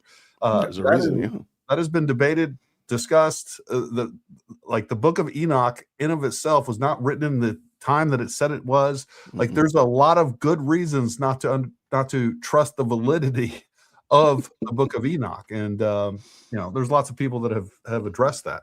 But Candace read it on a plane, Gary, and she read about the falling angels. And Gary, you're just a meanie head. You're just a meanie guy. Like my grandparents were into that. That's the old world. We're the cool world. And then you get to an age and you get to a point where you recognize, oh yeah, God's definitely real. And we've been asleep. We've been the muggles. They know he's real. And you want to spell the end of this satanic reign, everything that they have been doing and the blood that they have been shedding. It's our awakening. It's our awareness. So you should be happy. You should be encouraged. This stuff shouldn't scare you. You should be happy to know that this isn't it. And the reason why they want people to be selfish, the reason why they want us to be atheist, why they have been so intentional about making sure they fill us with nonsense and junk and no sense of true history, why they protect the field of archaeology, they don't ever want us to be the ones to find something and learn something about history that's real. The reason that Wow. I'm just going to take Gary, I have no idea what we're watching. It's so bad, Gary doesn't even want to say anything. That's how bad I know it is. Gary's like, okay, I'm just going to let it, I'm just going to let it ride. I'm sorry. It pains my heart. And it makes me lose so much faith in Americans that people are watching this and they're on the edge of their seat and they're like, oh my God, this woman is revolutionary. Like, Right. she is so well read.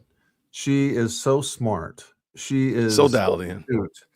I mean, the wisdom pouring out of her mouth like the fountain of youth. I like, that's the problem that I have with it. There's so many people that are taking any of this seriously, and you know, it's a little crazy to watch. Every time I watch her and I listen to and read the comments of her supporters, I feel like I'm taking crazy pills. And you know, that's the thing I think that you and I have to sit back and realize is that, and hopefully many of you out there, is like, we're not trying to convert her people, because there is no converting these people. And quite frankly, I'm not sure that it would do whatever cause that we're a part of any benefit, right? Okay. Like we are reaching the sensible among us. That's the only people that we're reaching. Right.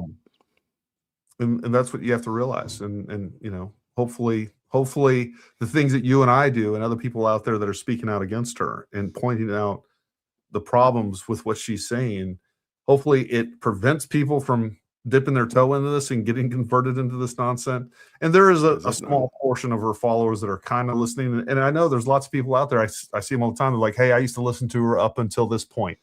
I think Fort Huachuca was a big turning point for a lot of people, but there's many people before that. So like, you know, we're definitely having an impact, but you know, a lot of these people we don't want on our team because they're gonna cause more problems than they contribute. That's fair. Yeah. That's fair. Y'all, I realized that she was literally up on a commercial read, her first commercial break. So I actually jumped up to the end. So just so we can catch up a little bit, because we got quite a few supers I would like to check out and such like that. So I did kind of speed it up. I don't think anybody in this chat is going to be mad that I moved it up. Oh, and by the way, shout out to the freeze frame. My freeze frame game has been getting pretty solid. I don't try this, but it does work like that. All right, let's go. And you know, hold on, wait. I'm sorry. I just said I was going to start. This is a great point. This is an excellent point. Do your research on Candace Owens and her background. When Charlie Kirk met Candace Owens was praying to the universe. She was praying to the stars. She did not believe in a God. Yep. That was right at the beginning of when her quote unquote conversion into believing in God, and then eventually alleged that she's a Christian and then converted into Catholicism, is all relatively new within the last 6-7 years. That's her whole trajectory. Before then, she was praying to the stars. So as you're listening to this, ask yourself, what type of person am I listening to? Am I listening to a star prayer or somebody that's been impacted by the gospel? Just something to think about. Thank you so much for bringing that up, Natalie, because you made a great point. I wanted to talk about that earlier. Okay, let's get done with this, man, because I almost want rather talk about Epstein. Potentially resurrecting Nimrod, which I totally believe, given this Babylonian magic theme of the occult and the rituals, it correlates right there. And because I'm not, like I said, like plastic bag flowing through the wind, and I'm now aware of history, and I believe in God, and I obviously know these people are satanic, it gives new meaning to this sort of military cult, because that is also a corollary that I have built. It's like constantly the military. So much involvement, even in the Charlie Kirk story, like just everywhere. I said, I don't know when Turning Point just became a literal military operation, but indeed it did. All these people with very strong ties to the military, his wife included, right? Her mother in particular. I want to speak about Erica's alibi on September 10th. And I'm going to put it out there that I do not believe it. I do not believe we are being told the truth regarding her alibi. I have, at least I can say, I guess the best way to say it is, I now officially have some serious questions pertaining to her alibi. I need Cantifa. Well, remember, Mitch Snow told you what happened. So the fact that you now are reevaluating your alibi, and I don't know, maybe she's going to correlate it with Mitch Snow's, try to line it up. But I think this is very interesting. And I just want y'all to think about this. Who told her this information? Did Erica, do you honestly want me to believe that Erica sat down on December 15th and told her this information? Because you're probably looking up at your clock and saying, wait, it's February 3rd. So she's been sitting on this for almost 2 months. I think she's making it up out of whole cloth. I think she's totally making it up. Just straight line. And these question marks are really regarding her mother, Lori France Faye. I have been working through Erica's life, and when you start to do that and build a timeline, it inevitably leads you to her mother, who I believe is very shady. She has a number of LLCs, and when I say a number, I mean it's almost incalculable, the amount of LLCs, trying to figure out what exactly this does, the technology, connections from France to... So you know what she's doing, right? I'm not even going to assume. I'm just in receive mode at this point. I just want to hear where this goes for sure. No, she knows that Erica Kurt's mom and Erica are very close. Sure. And that Erica Kurt's mom is on the down. She's definitely apparently she's on the downswing of life. She's got definitely fewer days ahead than she has behind. Sure. So why not drag her mom through this so Erica has to see comments about people saying these horrible things about her mom as she gets ready to say goodbye to the woman that birthed her, raised her, all these wonderful things that moms do for daughters. And that's what she's doing. She's just trying to really get, like, I'm going to get right in those ribs. I'm going to get this dagger right in these ribs by dogging your mom out. That is some weapon grade evil from somebody who just said that there are evil people out here in occults and blah, blah, blah, and they want you to be atheists. But she can't tell you how does one change that situation. This is evil. Okay, let's just go. I'm gonna stop stopping. To Arizona, to Cincinnati, to Massachusetts. And I realized something about her mother. First and foremost, I told you that when we met, that was the only time that I sensed very strong emotion from her was in mentioning her mother. But I do realize now that it seems to me to be an intentional effort to protect Erica's mother throughout this entire thing. Oh, imagine that. Like, oh my God. Even September 10th. What an evil Leading person. Up to September 10th, Erica did something. And her natural reaction is to protect her. Like, B word, don't bring my mother into this. That's probably what, when they being met, said somewhere. Right. That's like, don't you even dare bring my mother into this. That imagine that she would like to protect her aging mother. And like, she's lost everything.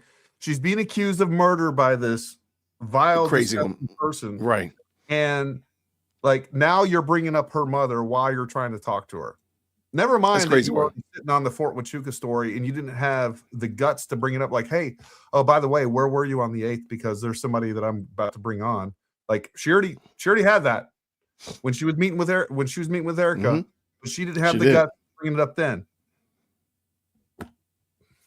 Yeah, this woman is this woman knows no low. Like, there is not a place that she won't go to make a buck and to defame somebody else. Defamation, slander, libel, character assassination, these are the currencies in which she operates. And it's and the fact that there are Americans, this is the other thing, the fact that Americans are sitting there watching this and you're not disgusted by it, shame on you. You have zero conscience. You have nothing left. Yeah. All right, let's go. I'm sorry. That is, it's unusual. It was unusual in terms of the manner in which Erica normally posts. She does not typically post her mother. She is private about her mother. She's always been very private about her mother, actually. If you ask people at Turning Point USA, they don't know her mother, despite the fact that her mother sits on the board of companies related to Turning Point USA, despite the fact that her mother is involved with sort of the geofencing and things of that nature. What is that specific company called? Superfeed Technologies. despite the fact that her mother was, present next to Erica in 2015 when she was standing behind Trump. They don't know Erica's mother. Superfree Technologies, Tyler Boyer knows her, but she kind of keeps her in the background. So it was unusual, and I can tell you exactly how unusual. Erica had not posted anything about her mom since 2022. Then, despite the last post being in April of 2022 on Mother's Day. You know what? And this is just how inconsistent Candace is. Candace never posts about her sister. We don't ever see pictures about your sister. Every time she has a major event, she brings up her sister. She had to bring her sister to meet Erica. She had to call her sister. Her sister had to come in because she was having a meltdown about Charlie. Every time she brings up something, it's her sister. We don't know your sister, Candace, and she's a stalwart, a mason of your company, your organization. Like, why don't we know that? Why don't we know your last name? Because your last name isn't Owens. Why don't we know more about George Farmer? How come we don't know his entire timeline? Like, we know that he allegedly was accused of SA against another man, or at least harassment, I believe. No, I think it was actually SA. I thought it was SA, but watch this. How about you clarify that for us, Candace? Was it SA or was it accused SA? What was it? Help us out. But we're supposed to dig into the weeds because Erica is protecting her aging mother, and because of her aging mother, what does this got to do with Charlie Kirk? Never mind. She did a post for her mother. I believe it was Mother's Day. Fast forward to 2025, and she moves on September 7th, just 3 days before Charlie dies. She doesn't just post her mother. She posts her mother in an incredibly vulnerable position. Her mother looks to be very sick. And she posts, "I wanted to make sure that you were the first. And if you're looking at this, you're glancing at this, it's a countdown of some description." And she says 10 days until September 16th. Now, we don't know what that 10-day countdown was pertaining to because obviously things changed. In fact, September 16th is actually when she hosted her first Zoom call with as the new CEO and chairman. But I'm sure there was some other plan that was there. Again, unusual even for people who are private on Instagram. I mean, even for people who are very public, sharing everything, who overshare on Instagram, you don't want to post someone in such a vulnerable position. Like, that's not how you want to use Instagram. So notice, and I just want to point this out. Notice she's telling you how to use Instagram, and she knows she is the gatekeeper of what is normal, what is not normal, what is proper behavior, as if everybody does exactly what she does, which is crazy work. Okay. This is not her and Charlie. When it comes to their private life, they're actually exceedingly private. You don't see photos of their children. So this was new. This was different. This was exceptional, I think, is something that we can say. We fast forward just a few days to September 10th, and we learn, one of the people that told us this was the New York Times, that on September 10th, Erica was at the hospital while her mother was receiving treatments. Now, that hospital word came from the New York Times. It was not a direct quotation from Erica, but they said that she was in the hospital when Mikey McCoy called her, quote unquote. But would that be inconsistent? So now the woman has to prove that she was in the hospital with her mom, when in the picture that you just invaded and showed us, she looked like she was in the hospital with her mom. Like, why does somebody have to prove that? That's some nasty work, man. You don't despise Candace enough. Within seconds, we later learned that actually that phone call did not come in within seconds. Actually, Mikey called his wife first. So much for that training that Charlie allegedly gave him. This is what you do immediately. Walk away and call your wife, and then call Erica 3 minutes later, 3+ minutes later, and then add Erica to the line while your wife is on the phone. I'm not really buying that, but okay. That's not what she said when she came back. Brief call, a couple of minutes, and then we are told that. But what is not buying it? What are they selling? Yeah, what are they selling that you're not buying allegedly? So first of all, Mikey McCoy is what, 21, 22? Yeah, something like that. Yeah. I mean, it's a kid that just watched his friend brutally murdered. And yeah, he's probably upset, doesn't know what's going on, calls his wife and like, hey, it also, just like he said it. He's like, hey, I knew this was going to get out. I wanted to call my wife and make sure that's be the first thing that I called. Hey, I want to call and make sure that you know that I'm okay.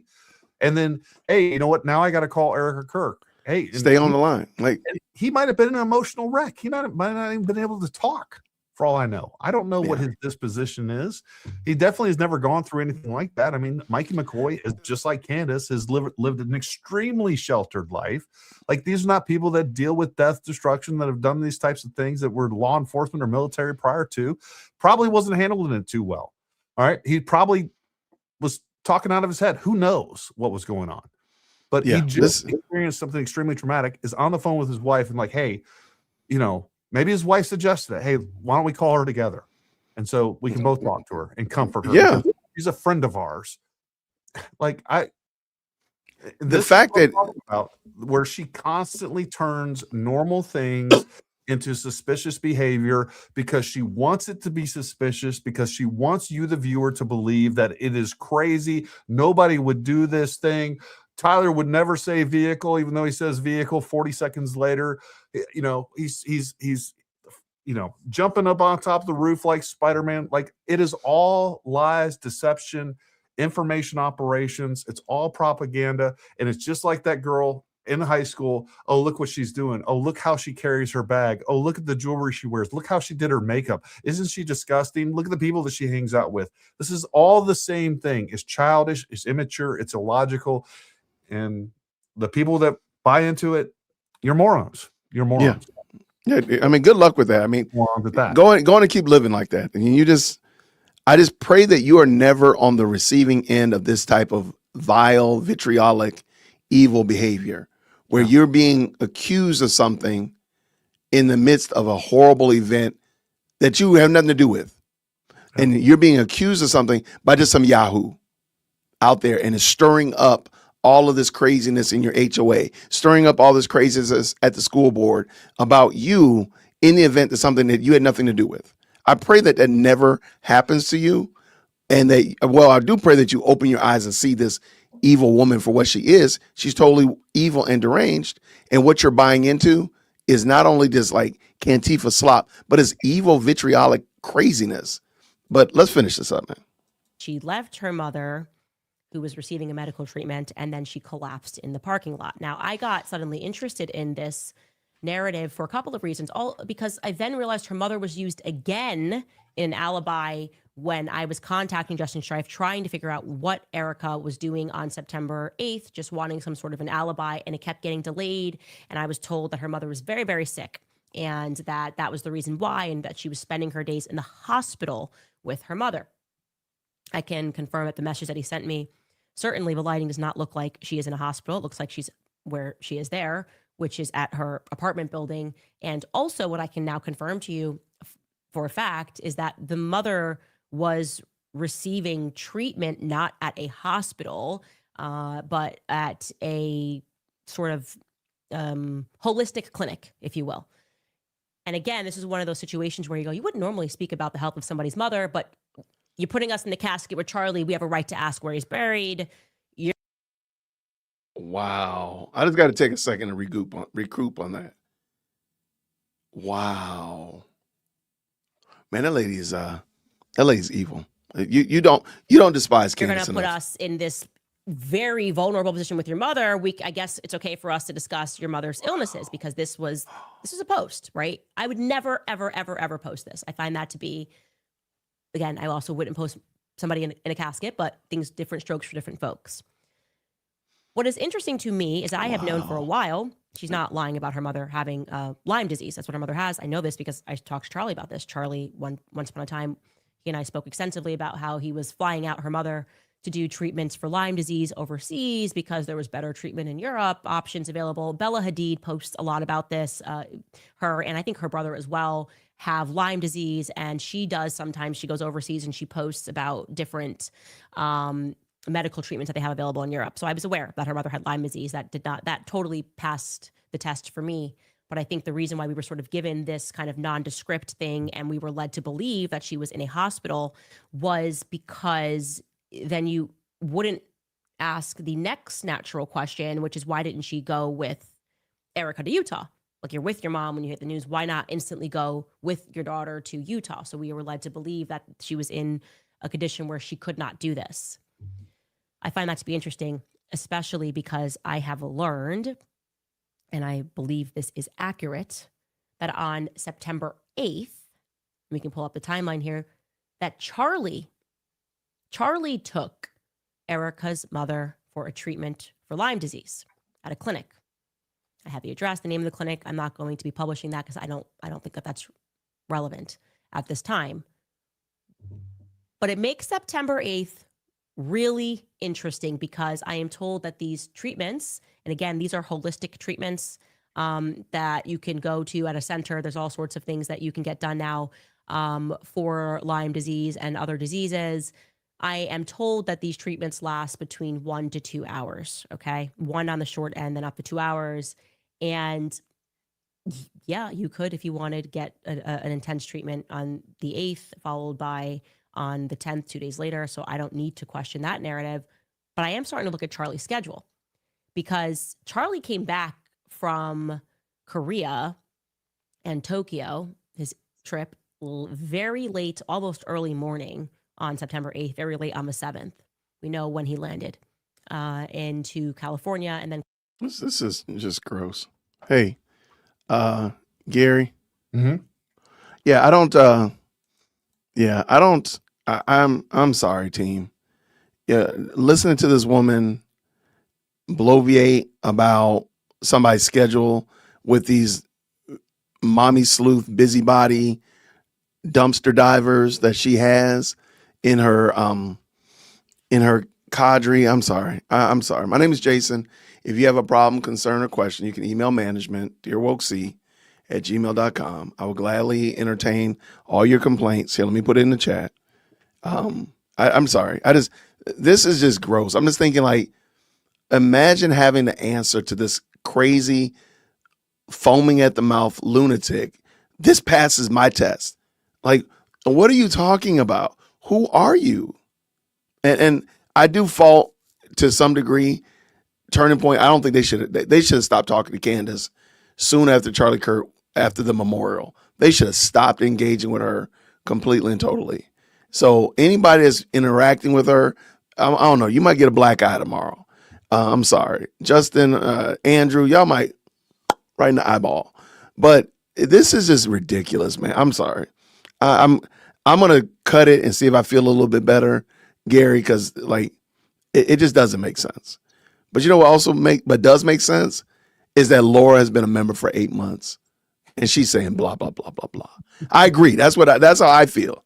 Gary, is that how you feel about this? I mean, it's impossible to even keep up with her incoherent babbling. Like, I can't believe that is a. This is not the crack addict down at the bus station. Yeah.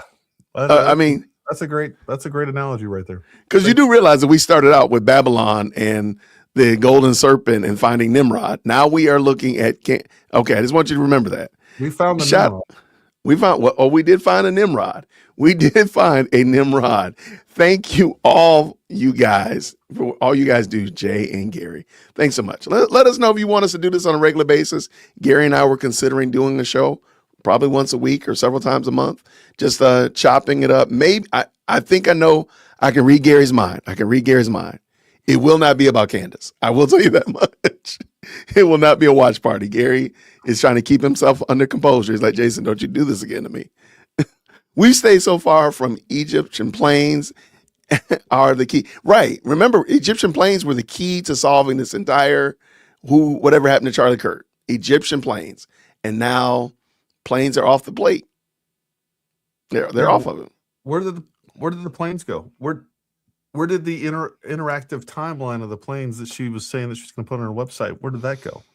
Where did the French Foreign Legion go? Where did the death threats from the French to Candace? What happened with that? Is she no longer in jeopardy? Like, doesn't even talk about it. She's just living life. And that's the thing. Like, she doesn't go back and clarify any of this stuff. Like, there's no. Again, it's all incoherent babble. badly. And it's all meant to cause confusion, chaos, and suspicion to people that have nothing. Like, it can't be more clear that Erica is the victim in all of this, and the fact that she's going after her and re-victimizing the victim and That's blaming crazy the word. victim. Yeah. I don't know how the average, decent, common American can sit back that's following her and say, like, this is okay. But the problem is that, again, this didn't happen in one day. There was a time when when she was staying away from Erica, it was incrementalism. She started planting seeds of Erica's bad, a little here, a little there, a little there. And then she gets to a culmination point to where it's like, yep, now we can look at Erica and say that she was the one that was intimately involved with the murder of Charlie Kirk. Like, there's no way that would have went over immediately. Even though I think she was the target. I think she was doing it from the beginning. Yeah. She definitely was, but not overtly. And that's fair. That's fair. I think, but no, I'm with you. I don't think we're in disagreement at all. I hate her. AQ is real, and they actually did it. And thank you so much, Phantom, for the very kind too. I appreciate you, brother. Always supporting what we're doing here. What does Heather say this? She says this with the 5. Candace is elevating the God of Islam while condemning the God of Israel. No lie. I mean, she can't say anything. She can't find anything to say about Islam when Charlie had threat. She regularly defends Islam. Regularly. Yeah. I mean, she had Bassem on there and they were defending it. Crazy work. B7 was a Fed building, Building 7. It caught fire. The USG blocked it off because it had classified materials in it. The USG let the building burn because it was unstable. Thank you so much, Phantom, for the 5. To me, I don't even know why we're arguing about that today. I have no idea how Building 5 and 9/11 entered the chat. That is some crazy work. Yeah. That's some crazy work. Grace and peace. Thank you so much for the 2. No question, no comment, just pure love of the game. I appreciate you, friend. What do we have here? This looks like Don't Bug Me with the 10 says, yes, she crowdsources hot topics, but she adds in an absolute flair of insanely hyperactive synopsis. No question. Yeah. She's completely insane and uses her flair to draw in the stupid people that come. I'm sorry, they can't see it. And thank you so much. Don't Bug Me for the 10. And I appreciate that. All right, what's Phantom say here? No, CIA was not involved in 9/11. That offends all of us who fought from the Gulf War. Is that greatest war of what's GWOT? War on terrorism. Oh, global war on terrorism. There we go. By the way, debris from crashes can fly everywhere. Things like that happen. And no argument for me. Thank you, Phantom. I appreciate you, brother. Thank you very much for supporting the channel. Tammy says this with the 5. I was watching the hearing in Utah, and these evil people were in the chat saying horrible things about Erica. They're just spamming chats. Yeah. I wonder where they get it from. I kind of wonder what Megan and I kind of wonder what Brandon Tatum is saying now. Brandon Tatum, he caped for Candace. He still supported Candace up to most recently. I'd love to know where, and he supported allegedly Erica. So Go ahead. Started off, it's a great question. He started off actually criticizing her quite a lot. And then what was it? There was something when she got the death threat and he talked to her. Suddenly he turned the opposite direction. When she allegedly got the death threat, he was like, yeah, send that information to me. I support Candace. I mean, he did a 180. And look, here's what I'll say. I know that Brandon and Candace know each other. I know that they text a lot. I don't know. There was an inexplicable 180-degree turn from what he was saying and criticizing Candace to completely supporting her and definitely not criticizing her. I haven't heard Correct. him say anything about Candace really since then. I was paying attention because I was like, hey, look, here's a friend of hers that is criticizing her. Thank God. And then all of a sudden he just went dark. Yeah, and I don't know if you know this, but Brandon Tatum owns businesses outside of the Officer Tatum YouTube channel. Did you know that? Sure. Yeah. And you know that one of his businesses is merch sales, so like T-shirts and cups and all that kind of stuff like that. Did you know that? No, I didn't know that. Okay, so he so hats and koozies and CIA whatever decentralized sweatshirts. Candace Intelligence. Are you saying? Are you? He actually no. I actually did the research. His company actually produces her content, her merch. Gotcha. So he has I dare say a messy history because he sells her stuff. He does the fulfillment for it. He prints it and ships it out. If you buy a coffee mug from her and you send it back, it goes back to Brandon Tatum's business. If it ships out, it comes from Brandon Tatum's business in Texas. So I feel like he might have a little bit more incentive to not be as forthright as we might imagine. But that was just my little observation. Okay, I'm gonna finish these up because yeah, sure. Daily Wire just dropped another video. I think we all enjoy the Daily Wire video more. 1313 says that she is nothing but a miserable grifter who will try and destroy others to make herself feel better. I don't disagree. I think she wanted to be Mrs. Charlie Kirk. I'm going to stand on that. And she's mad, angry, bitter, and upset that she's not. Phantom says this again with the 5. No one in the know back then thought Saudi Arabia would be behind it. My friends who saw the plane hit the Pentagon, I was 22. I was in the government then. Shout out. Thank you so much, Phantom. Always appreciate you supporting the channel. And he came back and spun the block again. He said this: Babylon Rising by Tim LaHaye is fiction, FYI. He meant it to be fiction, but she does not agree with LaHaye because he's a Christian Zionist. That is a good point. Tim LaHaye is your classical Christian Zionist. Yep. Which I think is very interesting, but she supports the book. I want to know when the Candies hit that book and they realize that who he is. I wonder what they're going to say. What we got here, Polo with the 15. Candace is good friend and defender of Andrew Tate. Andrew has a tweet praising Epstein's game. If you Google Andrew Tate Epstein tweet, you will find it. Oh my gosh.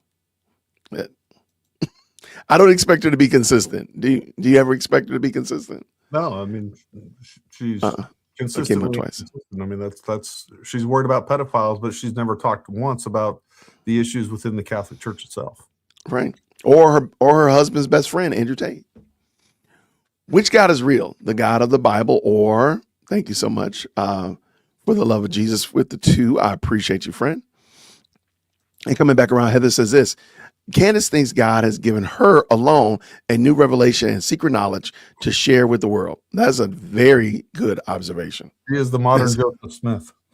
Yeah.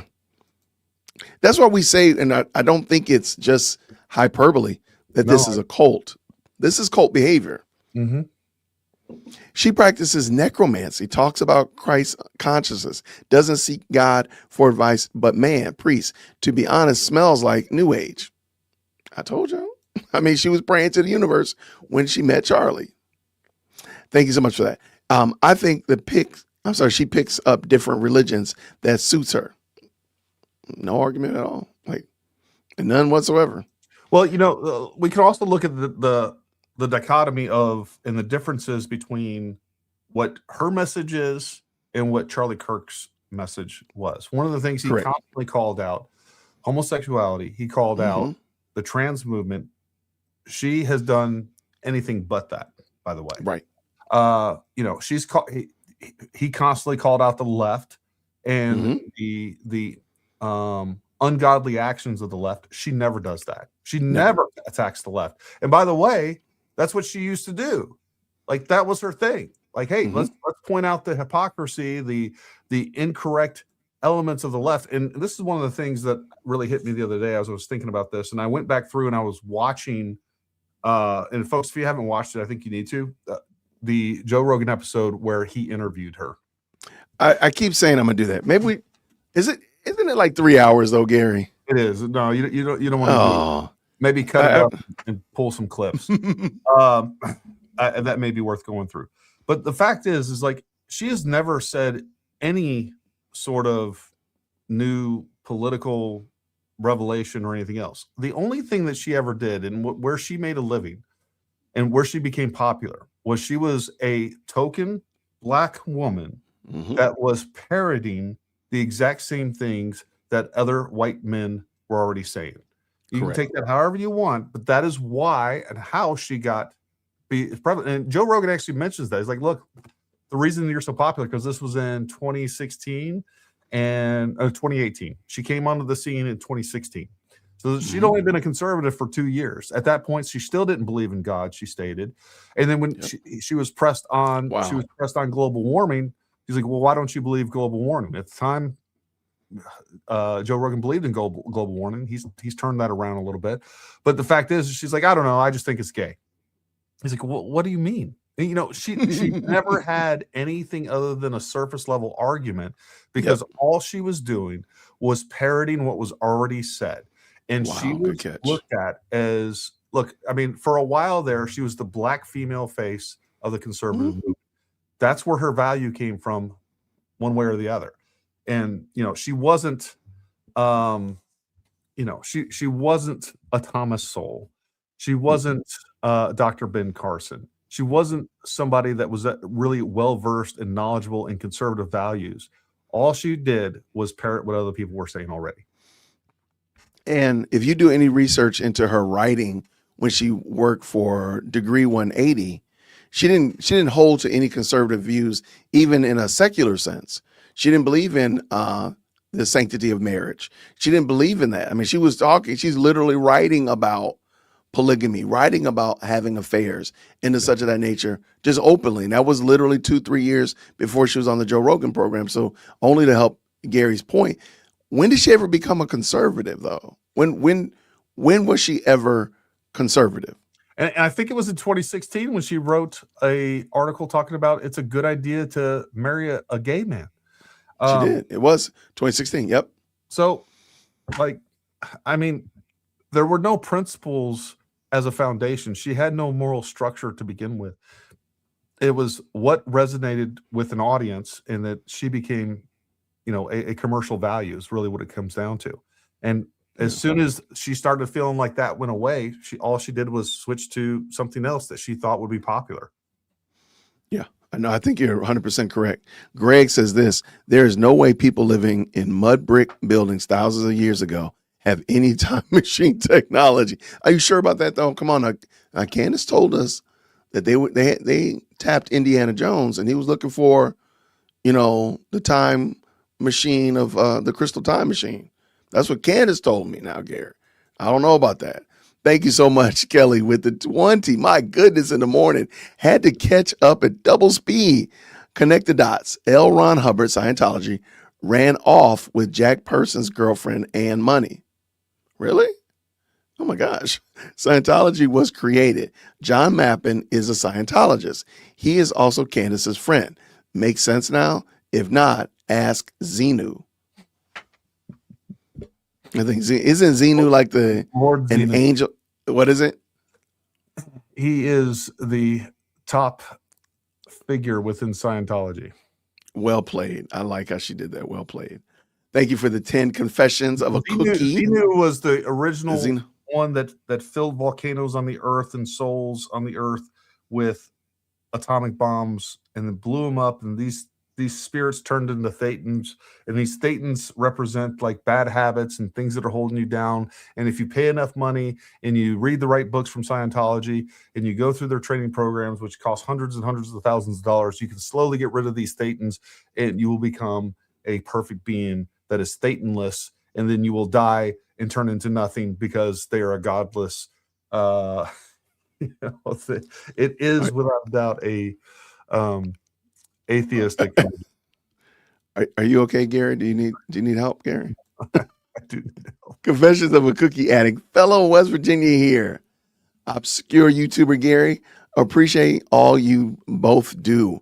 My fam is law enforcement. Husband's retired West Virginia State Trooper and doesn't watch YouTube at all, except he now watches you with me. Blessings to you both. Well, thank you so much. Shout out to your husband. Thank you for what he does to keep West Virginia safe. Mm-hmm. All right, Gary, watch this. Phantom says this with the 2. I always call wife and say I'm safe before everyone. There we go. So that's not like the fact that Candace can't seem to understand that, and you have to explain that part, just seems like we've already crossed the Rubicon of insane. Like, why do I have to explain to you why Mike called his wife? That doesn't make sense. But this is the question I asked the person that was that came on to debate me or discuss with me about Candace. What are you trying to say? Sure. Okay, fine. Mike McCoy did something weird, or I think he used the word weird or fishy. No problem. Okay. But what are you trying to say though? What does that mean? Okay, fine. He walked away and walked right over there. Okay, fine. But what are you trying to say? He would not say that he's trying to say Mike McCoy was in on it. Well, then it doesn't matter then. It's a non-issue. Crazy work. Like in the middle, like again, folks, you know, the military and law enforcement that have done some things and seen some things, they understand human behavior and the fact that people will do inexplicable things. I'll just tell a quick story. This is the closest you'll ever get to a combat story out of me. I had a driver. He was a pack clerk. He was an S1 guy. And being a team guy, I was going on missions all the time. He was a friend of mine. He's like, Gary, please take me out on a mission. Take him out on a mission. We were going on what should have been a fairly routine mission. I was like, Mike, you can be my driver. All right. So long story short, we get into this big gunfight. All right. That vehicle ends up getting blown up. I was 15 feet away from an MRAP. And, you know, the front of that entire multi-ton, I think they're 20 tons, somewhere around there, went over my head. I was 30 feet from there. The fact that I was okay was great. Long story short, we're in the middle of a firefight. I finally get Mike out of this disabled vehicle. And instead of taking cover or anything else, he's a little rattled. He is clearly traumatized. He just goes walking down the road. And I had to send some guys to go get this guy. But and then we had local forces there as well. So we had the Afghan army with me. And these guys were pulling security. They were literally shooting, and he was stopping them to shake their hand. And again, this was a traumatic. He was pretty much uninjured. He probably had TBI. But the point is that he went through this traumatic event that he didn't think he was ever going to go through. And this is just one of hundreds of stories like this that I could give you, where I've seen local Iraqis do inexplicable things in the face of traumatic events. Like, that doesn't make any sense. You can call it suspicious. I could sit there and say it's suspicious. I could sit there and frame that like Mike knew that we were going to hit that IED, and that is suspicious that he went and was just walking down like he wasn't going to get shot or anything else. We got bullets flying over our heads, and he's just walking down the road. Clearly, he was in on it. Like, we can frame these things however we want. Absolutely. Wow. What you're completely discounting is an experience that you've never been through. And everybody is affected differently. They remember things wrong. People, I saw a comment up there. Why haven't you addressed the lies that TPUSA said? I haven't seen any significant lies that TPUSA said. As a matter of fact, most of the lies that are being said that they're saying are, like, I've proven, and many other people have proven that they're not lies. Right. But again, it's confusion because they're not working on messaging. You have all these hundreds of people within this, dozens of people. Make sure that we're factually accurate here. Dozens of people that saw things, that did things from different perspectives, from different views. And of course, what they're saying isn't going to be completely, they're not going to jive all the time, right? Yeah. They're going to see things, they're going to experience things, and they're going to remember things wrong. That's a known aspect of traumatic events, is people remember things out of sync. They don't remember things clearly. All those things. And one of the dumbest things that I constantly hear the Candace cult bring up is, well, Andrew Colvett said he had a spine of soup. steel. Superman neck. Like, are you trying to say that that was a technical assessment? Of course he didn't have a spine of steel. Like, all he was trying to say was something nice about his friend that was killed, and that was like the day after the event, and he didn't realize that he was going to be attacked and picked apart by it. He was just trying to say something, inspirational about what was going on. And it was basically saying, hey, even in his death, potentially Charlie Kirk saved lives because the round didn't go through, which again, you can look at my MLK, we can get into the 30-06 and we can get into ballistics and all the other stuff, but it's just a bunch of nonsense and people making mountains out of molehills because you will not accept anything that TPUSA says that clears them. And you won't accept anybody that says, hey, these are the facts. You're like, nope, I don't like those facts because I want them to be guilty. You've already concluded that they're guilty. And you're demanding people to come to find information to prove they're guilty. And the best thing you got is Candace Owens and her circle of weirdos making nonsense about electrified microphones, exploding microphones, drones, tunnels underneath Charlie, palm guns, camera guns. Like, that's the best you got. So that's what you're going to go with, even though it doesn't make any sense. Absolutely. No, I think you're right on the money. Thank you, man. The guy that was trying to delete her, she gave the code where he an exec near her home. She features their products on her per chat. I'm not certain exactly what you mean by that, Grace. I do remember her saying, however, that the gentleman that was trying to delete her was in Nashville. And like, there was no urgency, no emergency at all. So shout out for sure. Phantom says, please, Candace Owens, read Babylon Rising. It has the gospel. That's a good point. That would be a very interesting point. I would love for her to read that. I would. But the bad thing is she'll bring it in and treat it like it's not fiction, but reality. Erica's mom was having surgery on 9/10/25. That's why she wasn't with him. Candace Owens is a complete moron. Thank you for the 5. There's no argument for me. Thank you so much for being a member for a month. She needs to go investigate her husband and his shenanigans. I mean, all she got to do is turn over and look at him. I agree. Thank you so much for the very kind 5. She will eventually put Charlie in all this. Just wait. It's coming. I don't disagree. Well, that's what all this is ultimately. When we start talking about the finances of TPUSA, when we start talking about where the Wolves and Finances, who I like to call Dancing with Wolves, tries to make allegations against Erica Kirk, making political statements up during the AmFest. Well, guess what? Yes.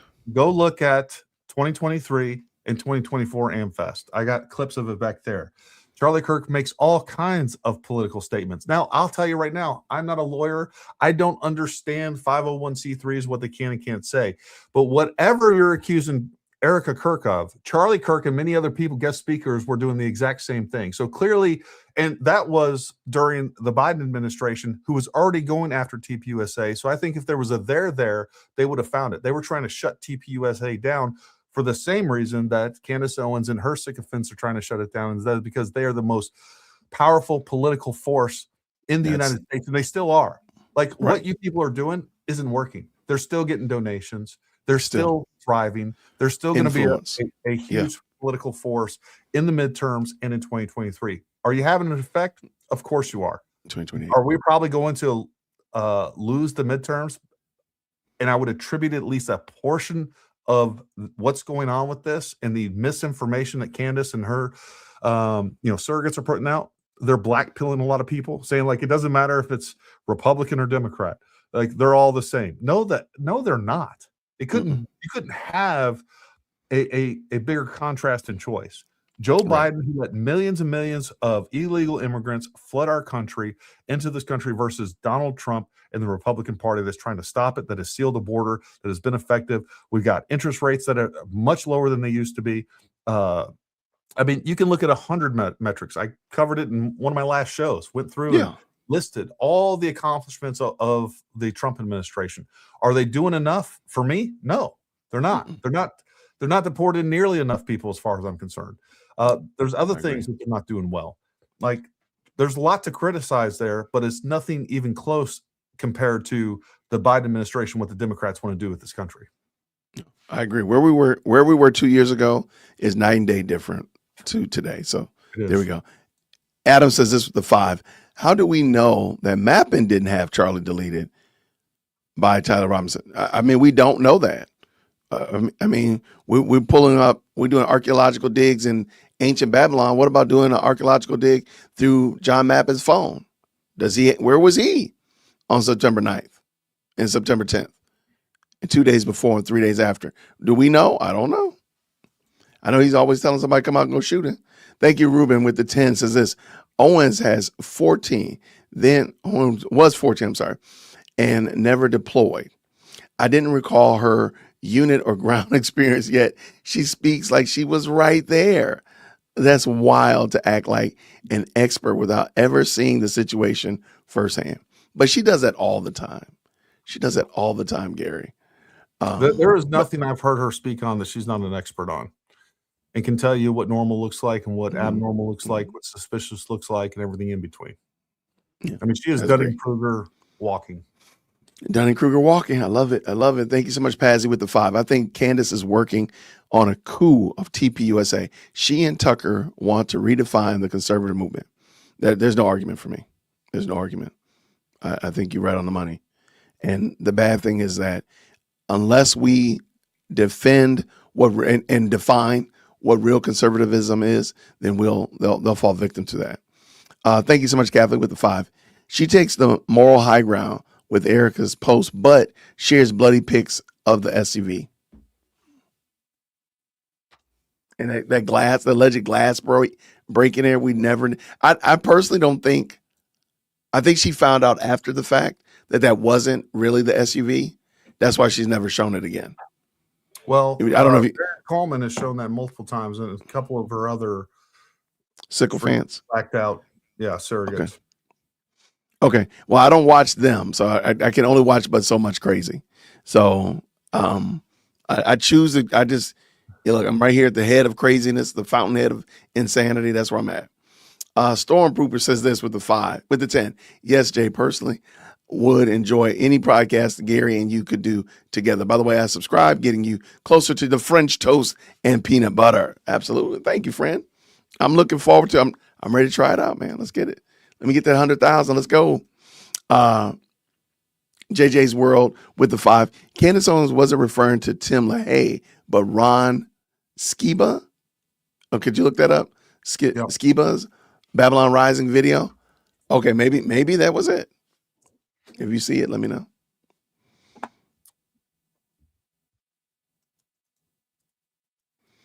Let's save that one. I'm gonna put that back up here for a second. Ron Skiba.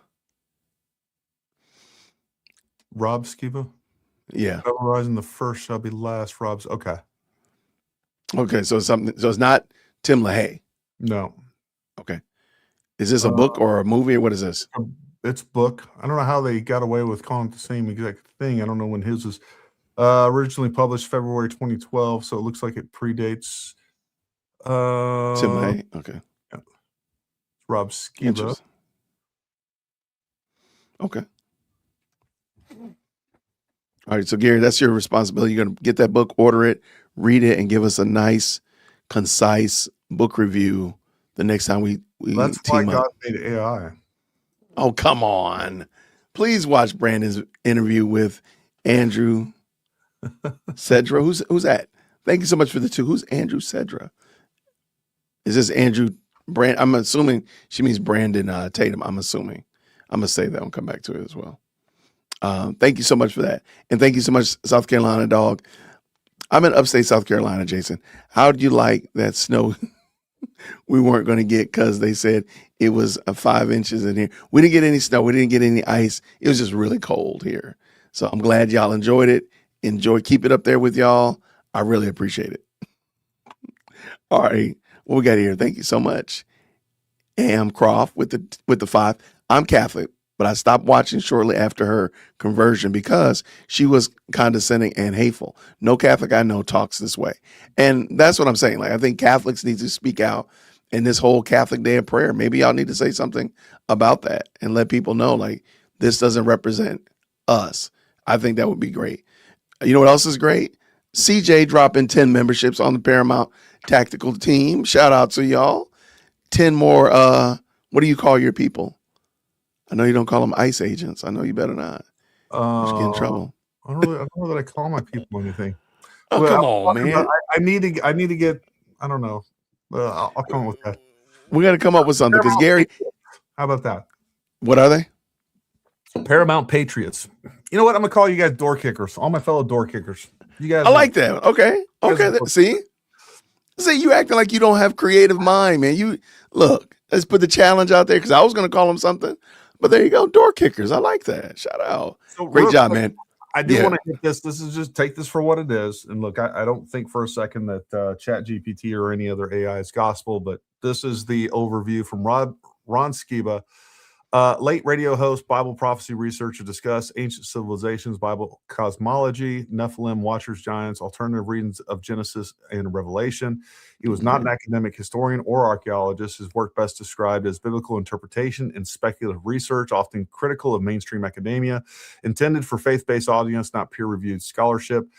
How they're viewed overall, his books, not factual history, not academically reliable, faith, prophecy, communities, seen as interpretive, theological, or illustrative, treated as possibility of warning, not proven fact. A useful way to frame it, think of Babylon Rising and much Skiba's commentary as biblical speculative world building inspired by real places and ancient texts, not as evidence of hidden archaeology or suppressed history. There's more to it, but you guys can look that up. Okay. And that's what's said of Ron Skiba and his Babylon Rising. So, okay, take that for what it's worth. All right. So basically, what you're saying is you're not going to order the book and bring us a nice, concise book review. That kind of stuff, but I also, I don't know. I make sure I look at that stuff and take it for what it is. Like, oh, okay, this makes sense. This doesn't make sense. Well, let's finish this up. Phantom says this with the two. Candace Owens practices an article she wrote in 2016. That's the article about women should marry men that are not, that don't really want them, shall we say. That's funny. Grace says this is the 5. The assassin was an exec at a company that sponsors her show. She was duped again. Are you for real? Oh, man. Really? I believe it. I totally can see it. I hate to interrupt here, but I just saw a comment by Heather Rose. I think apparently Ron Skiba was a flat earther. I mean, well, she's a flat earther. What calls a flat earther? So, let me see. We also rejected the cult of science. Mm-hmm. She believes that dinosaurs didn't really exist. Their bones are being like just placed places. And she actually kind of mentioned it. She said like, we can't go places and just find things. Like we need archaeologists. I think she said that in the Joe Rogan interview, or I have an interview where she said that. Very possibly. What she did say is that it was 30 degrees outside and she didn't understand why the ice wasn't melting. Did you know today it was 42 degrees today and the snow was melting? I couldn't figure out why. It was crazy. Crazy work, man. I don't know what the Jews are doing to the weather, but it's something fishy. I've never seen that before. 42 degrees. 42 degrees, man. Weird. Come on, man.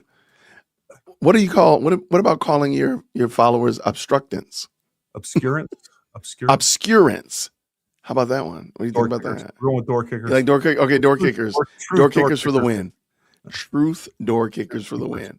All right. Gary needs to come on when we do body cams. I told him about it. We will have Gary come on, Kelly, and we'll do some body cam. Are you familiar with? I will add to that because Jason and I have had this discussion. Look, I've gone down the auditor body cam rabbit hole many times. Like I love law enforcement. I love law enforcement. I've trained law enforcement in many different aspects. Most of my friends are law enforcement. I do have a real problem when law enforcement violates people's rights, and they do it. Yeah. And of course, there are some bad ones out there that need to be called out and prosecuted, persecuted, whatever you want to say. That being said, one of my favorite YouTubers out there is a civil rights lawyer who also happens to be here in West Virginia. Now, I don't agree with all his assessments, but long story short, I did speak with him today via X. And we're going to have him on. If you guys haven't seen the civil rights lawyer, he's done a lot of good work. in that regard, because there are some bad apples out there that do need to be called out. And I think there is no bigger, I don't know, there's no bigger betrayal than when we hand someone the authority of a badge and a gun, and then they abuse that. And then they abuse, look, we still have when they have an oath to uphold and defend the Constitution. And I think, again, there's a balance there that I'm not sure. Look, law enforcement is much better than they've ever been, and they get better all the time. But there's some things I think we as a society could make sure. Number one, getting law enforcement more training, getting them more resources. There's a lot going on there. It's a multifaceted issue, but that'd be something I'd love to discuss more for sure.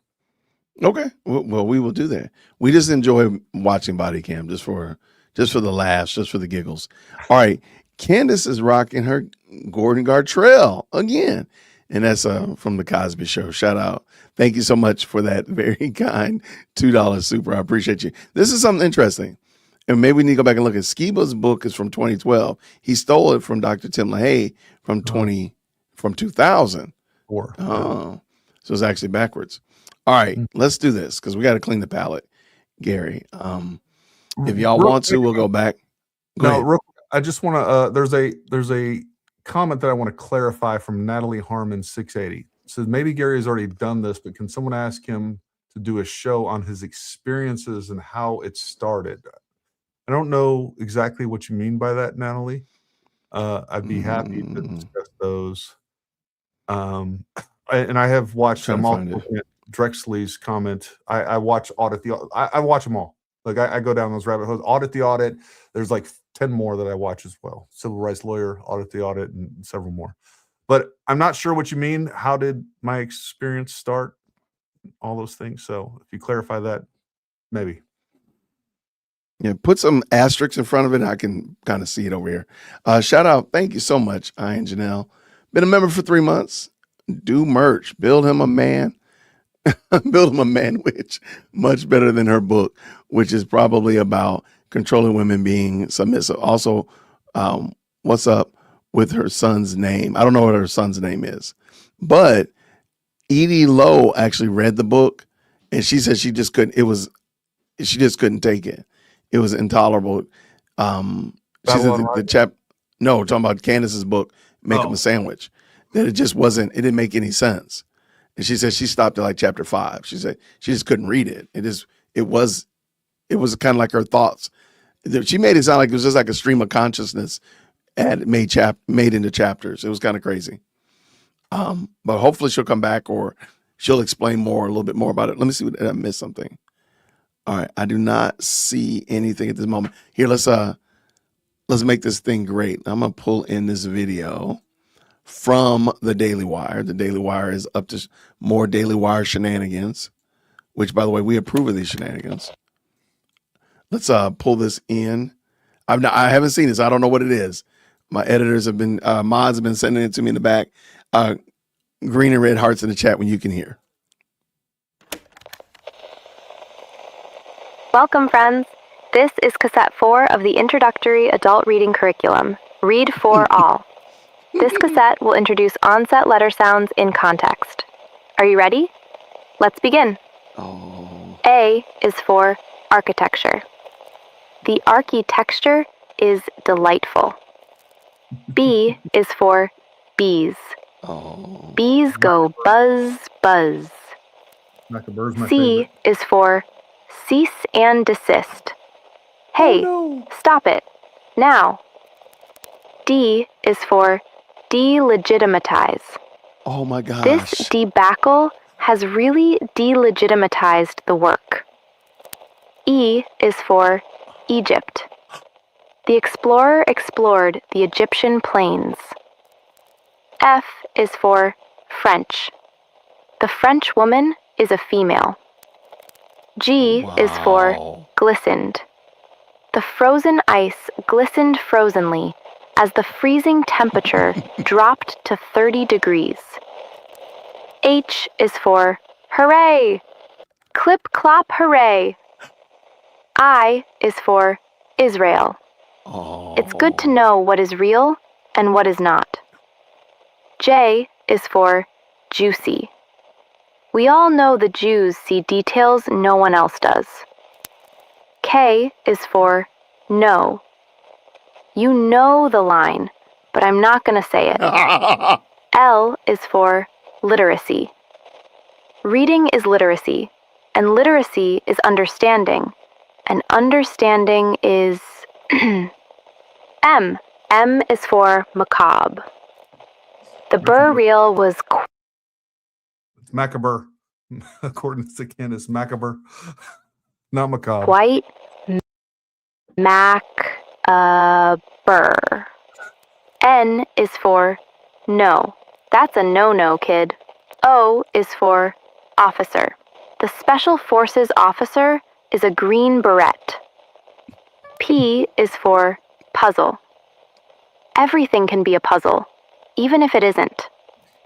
Q is for questions. Just asking questions is a clever way to make implications. Wow. R is for red yarn. Red yarn for miles. S is for sleep pictures. While you sleep, mind movies give you secrets. T is for thumb. The thumbtacks hold the red yarn in place. U is for unsubstantiated. An unsubstantiated claim can be solved by a hunch, vibe, or instinct. V is for victim. It's never too late to play the victim. W is for wine moms. Wine moms love true crime podcasts.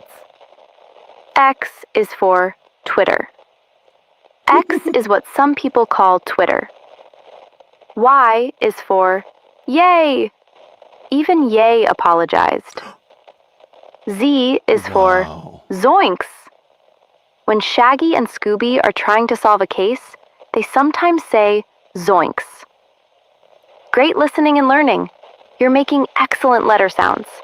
Remember, letters are like clues that when read correctly can help us make words.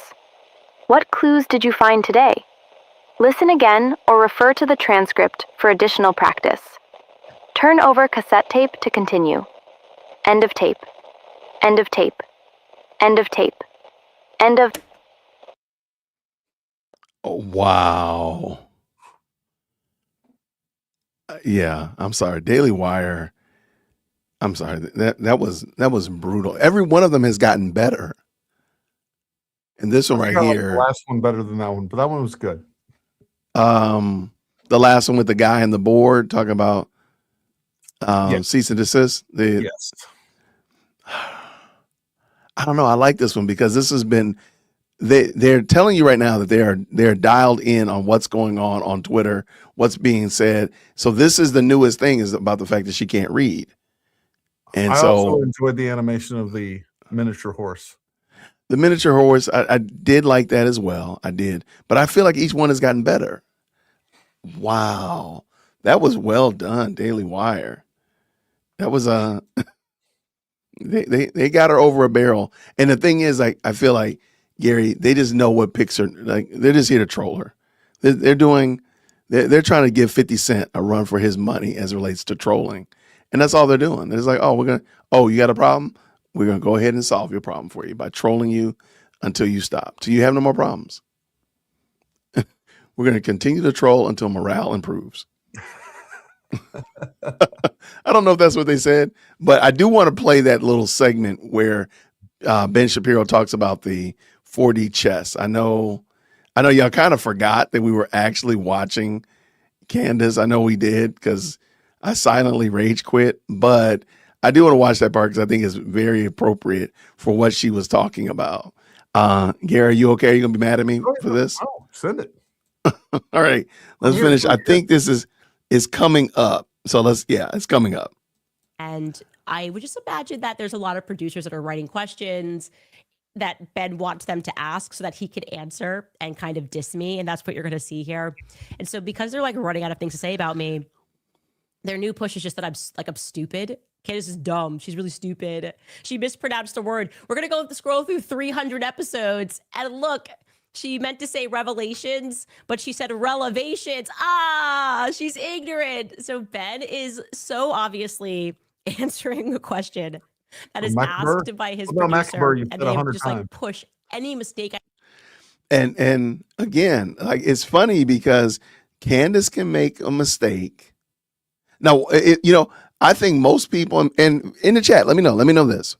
If Candace were not holding other people to that high standard that Gary, you cannot mispronounce words, you cannot make, mistakes under pressure or whatever like that. If Candace wasn't doing that, would you be equally okay with the video that we just watched? I think most people would probably say, well, hey, she gave Gary some grace because he mispronounced a word. She gave Jay Witt grace when he mispronounced a word. They probably shouldn't dunk on her when she mispronounces a word. The problem is she holds herself up to the standard and makes this standard that is untenable. And so therefore, because this is what the Bible is talking about when it says, judge not lest you be judged. This is what they're talking about. You do something, you hold up this standard and you yourself don't live up to it. That's what they're talking about. The whole, speck in the eye, the log in your eye. This is it. This is it. So the Daily Wire crew are just pointing out the log in her eye, and she just doesn't like it. Okay, let's finish up. I make anything. They just like push through the algorithm. People make videos. Sometimes it's not even a mistake. Like when I was talking about temperature, and they made it such a big deal about what temperature water freezes at, as if they don't understand that if it's 30 degrees outside, it's warmer in some spots and cooler in other spots. It's warmer at my deck. Do you guys know about the sun rising? And like it's warm on one side of the house. It's Okay, she really should stop trying to defend herself. That was actually worse than you know what? I made a mistake. I thought that that water froze at like 28 degrees. And, I had everybody in my comments saying, oh, yeah, well, the sun can be shining down and it's 30 degrees and it's, melting the ice in the top of the trees. Okay, well, then it's not 30 degrees at the top of the trees. And that's not what she said. She didn't say, hey, that's not what she said. Really warm. The ambient air temperature is different. She said it's 30 degrees. I don't know what the sun was like at Nashville or wherever she lives. Like there could have been no sun. Now you're just defending her blindly and stupidly and not just saying, hey, you know what? Look, if I say something dumb like that, guys, just don't defend me. Just like, you know what? Gary misspoke. He wasn't thinking. Yeah. And I'll be like, you know what? I said something dumb. That's it. But she can't do that. She can never admit when she's wrong. And it's just narcissism at the highest level that I've ever seen. At the top of the trees where the ice is. Yeah. It's so ridiculous. I tried to push this through. It was just ridiculous. Like, I'm like, it's 40 degrees on my deck and the snow is not melting. That's not what you It's said. 32 degrees. That's not what you said. And they're like, she's an idiot. She doesn't understand. I agree with that last The statement. snow doesn't melt. Well, Anyway, you're going to watch Ben Shapiro. Okay, I just want to point out something again. Whenever she gets upset about something and is angry about it, she really goes hard in it. And she's really upset about that. She really is. Just like when everybody was on Mitch Snow. They got baby mama drama. She tries to make it like sound very juvenile, as if the argument was just a silly argument about baby mamas or whatever like that. Ma'am, that's not what you said about the snow. And I'm sorry, you keep putting yourself out there, just like you said, Erica, put her mom out there. You put yourself out there. You're open to criticism. It's just it. And for people that haven't seen, I'm going to throw this up there real quick. People need to see this because these are the two tweets, two different tweets she did back to back. Back online after internet blackout. I grew up in Connecticut. I've truly never seen an ice like this ever. The temperature is 30 degrees, but the ice on our treetops is not melting at all. Never seen anything like this. Anybody else? I will take a video to show you guys what I mean, but it's almost like dry ice. And it's taking out an absurd amount of trees. Again, 30 degrees and none of the ice is dripping from the trees. I mean, and there's nothing about one tweet, it was two, and it was absurd, both of them. Good catch, man. And also, there's nothing here about ambient temperature, nothing about sun on my deck versus sun on the driveway or on the top of the trees. No, as Gary said, that's spot on the money. Great catch. Let's finish this up. Hold on.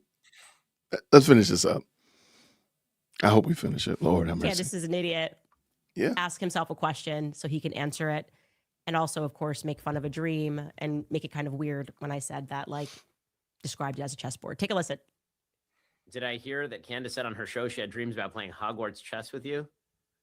That's the okay now. All right. Well, you know, that's weird. It's a little bit weird. I mean, I guess that's pronounced what eared or what eared. Wait, should I pronounce? Yeah. I don't know. Maybe we should have a discussion about the temperature at which ice freezes. See. Or maybe we can talk about various German terms and their proper pronunciation, like Blitzkrieg. I will freely admit that I did make a few jokes around the office about other Nazi breakfast foods besides Blitzkriegs, which may include Luftwaffles. Waffles. Candace also interviewed Bassem Youssef and told him she thinks something bad happened in your childhood because you fixate and lack empathy. Man, so much projection. Oh my goodness. What? Yeah, sure. Mm-hmm. All right. Whatever, man. Whatever. I just want to acknowledge the fact that he watches every minute of this. Like, just own it. You're a Candace. You have. I think this is in order to make herself feel better about this situation. She has to say, like, Gary watches every episode and whatnot. I don't think everybody watches it. I do think that Candace has seen my show. I do believe that. I don't think she watches every episode. Most of the people on the best live channel on the internet don't watch every episode. So I don't believe that. But she's got to say this to make herself feel good. If you watch her face while he's roasting her, she's pretty miffed. She's pretty perturbed by what he's saying.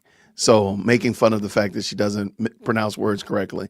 So she is upset about it. So she's got to kind of take the anger out of it by saying that he's a stan, or what she call him, a standis, that he's a standis, because that's the only thing that makes her feel value, is that her saying that he actually just loves her. And notice she's intentionally avoiding the dumb pronunciations that she said dozens of times, like architecture. Yes. She said that a bunch. The macabre. She said that a bunch. Compartmentalize. She said that a bunch. Delegitimize, all those things. Delegitimize. Yes. So yeah, there's quite a bit. Like there's, and even if you follow Milk Bar, there's several days where she said certain things. So it's not just the only episode. Like, it's all over the place. Yeah. So nobody has to watch it. I mean, well, shout out to Milk Bar and Candace Owens Can't Read on X, because they do all the work for us. They do all the heavy lifting for us. Mm-hmm. I would love to know how they do that. Have every single Standis cup. It's just amazing. And this new push of Candace is an idiot. If I'm an idiot, you should try it. You might have a successful company. Like, if I am an idiot, Ben, you should try it. And I love that it's kind of their natural route too, because like when you start to learn like the real history behind the slave trade, Penny boy, I'm ignorant, but not that ignorant. And you know, he just so badly just wants to hard R it. Like that. They're at the point now where they're like, how could we basically just like call her the N-word, but like not fall into like just saying the N-word? Like, I don't want to be Nick Fuentes, but like, Ben, I'm gonna give you an N-word pass. Just say it. Just get it off your chest. You'll get it. That's what it means, right? Like an ignorant black person. Stop having people scroll through every second of my show trying to find me mispronouncing words, or I'm sorry, I don't speak German. There's like legitimate channels that mock you, Candace, from your clothing to the way you speak. Nobody has to do that anymore. Like, as I said before, Candace Owens has created her own rogues gallery. Like, she's created the Penguin. She's created the Sandman. She's created her own rogues gallery. I mean, she does it herself. But nobody has to do it. You're doing it for them. Blitzkrieg. Just get it off your chest, Ben. Just hard R it. That's what you're feeling right now. He hates you with a passion. He has been watching every minute of the show since I left the Daily Wire. That was actually Alyssa's job when back when Jeremy was there. They used to keep a file, and then they would send it around to all of their influencers of clips of the show and taking me out of context and then trying to make it go viral, whether it was calling me an idiot or trying to pretend that I was like the worst anti-Semite ever because I brought up something that's, you know, true about Israel or its history. They pay people to do this. I just want to I just want to give him the N-word pass. Just like get it off your chest, man. I know you hate me with a burning passion, but like it's gotten to a point now where it's not really hate and it's kind of, you know, we don't know, but we know. You're on stage saying catchphrases from the show. You're a fan, you like it, it's fine. All right, we'll be right back after a quick break. All right, you guys. And you know that honest, she getting said all of your that daily fruits in and order to make vegetables is not herself always easy. feel Life gets busy. balanced, because I think they really got under her skin. I think ahead. Daily Wire. Go ahead. No, I was agreeing with you. Oh yeah. I think Daily Wire has gotten under her skin with their shenanigans, and I approve of these shenanigans, by the way. All right, we're gonna go ahead. Do you want to watch the comments or no? What's that? No, yeah, no. Go ahead. Okay, all right. Gary's like, man, stop traumatizing me. All right. I was looking up the video just now. That no, I'm good, man. This is fun. There's a video of Candace and how many different times that she's. Oh, it's right here. As a matter of fact. Go share it. Talking about the Daily Wire. Let me. Oh yeah. Long before Ben Shapiro was talking about her at all. Correct. So, that is the real obsession here. I agree. If you could, okay. Yeah, I see it. I see it right there. I'm gonna pull it up in a second. Yeah, let's get through this. Today's episode, by the way, is why is Erica lying to the only person trying to find who killed her husband? That's a dumb sentence. It's a question that needs answering, in my opinion. That is what is striking me as odd. It's a dumb question. It's a dumb recognize question. The first lie, and I just saw that lie through and through. I was like, nope. I actually, to be honest, the first thing I clocked was letting people that your husband didn't like into your zone right after he died. Like whether it's New York Times, whether it's allowing them to buy slots to speak, that to me didn't feel natural. Like AmFest is for me when things just started fraying very badly. And I went, what are we actually looking at here? What's happening?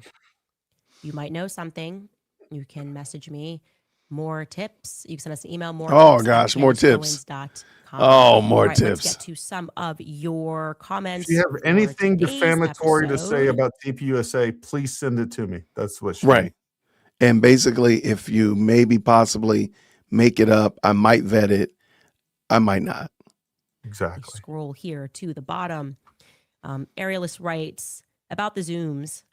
I don't understand why Erica kept saying we need to stay humble. Like if my husband was murdered, that is not something I would need to repeat over and over to myself. Weird. Yeah, I also don't necessarily think that the choice adjective to describe AmFest would be humble. Like I don't it's not. think Tim Dillon would describe it as a humbling experience at all, by any means. Why is Tim Dillon Remain the light standard? Writes, did everyone see the news about Jill Biden's ex-husband, Bill Richardson? That's Jill, by the way. I feel like when I say Jill, it sounds like Joe. Jill Biden, I've been telling you guys, she's crazy. She's out of her mind. She's like the one hungry for power. I've always felt that way about her. Well, apparently her ex-husband, Remain Light writes, was indicted with first-degree murder of his ex-wife, which happened back in December. Huge news here in Delaware and now beyond. God bless you and yours. Wait, is it Richardson, like the law firm? 920 building. In Delaware?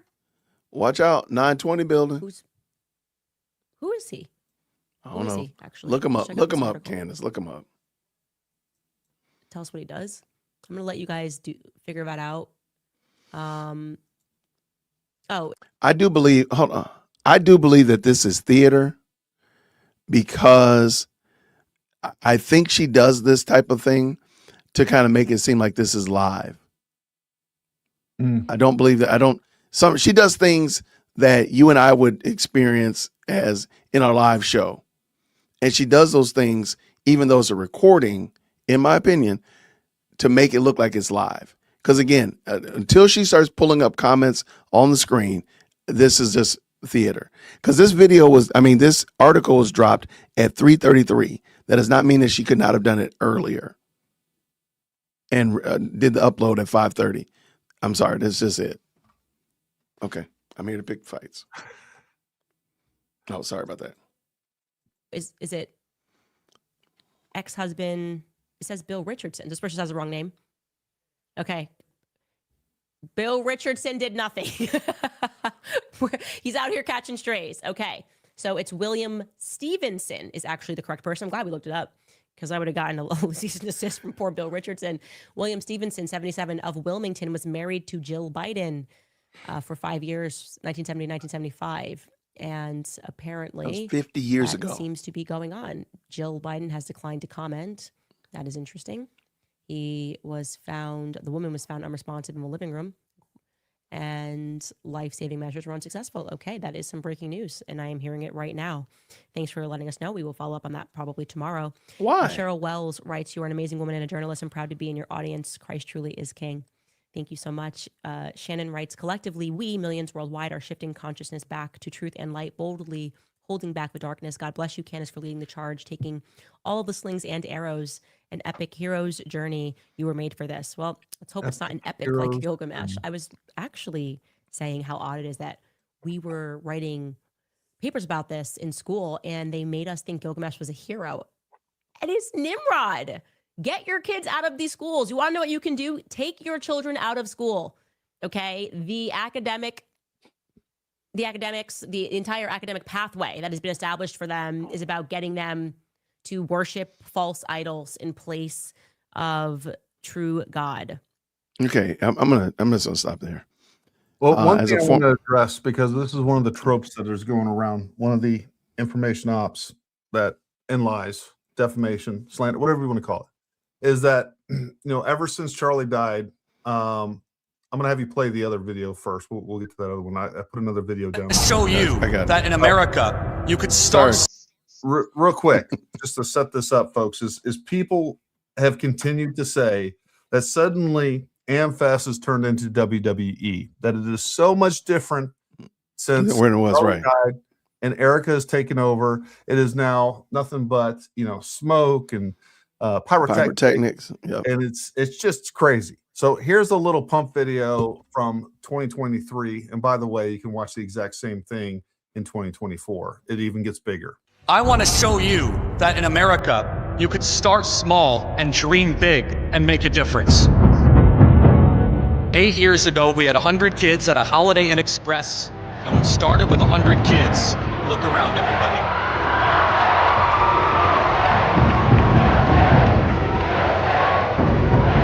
It's now the largest event in the entire conservative. You can see this, the whole room.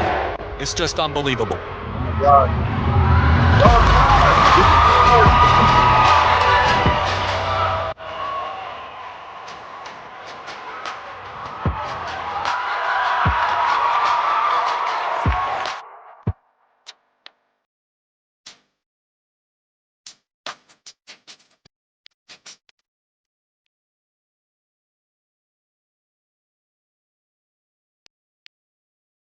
This is the future of conservatism right here.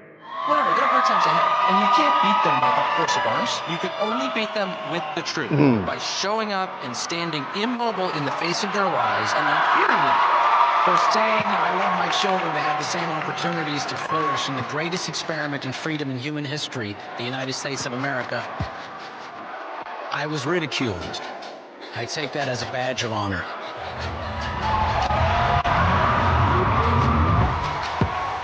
Push yourself harder. Here's my commitment to you. In 2024, it will be the hardest year I've ever worked in my life. And I want you to do the same. Here I am, Lord, use me. God bless you guys, and thank you so much.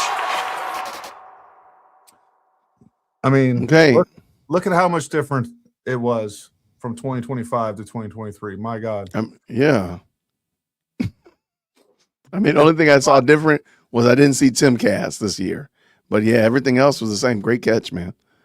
All right. Yeah, also, go ahead. 2024, it just got bigger from there. It grew. Yeah. It turned into a bigger event. It was a celebration of conservatism. It was a celebration of the accomplishments of TPUSA. That's what it was all about. Right. Let me pull this one in real quick. And sure. You want to make this one bigger? Because I can't. Yeah.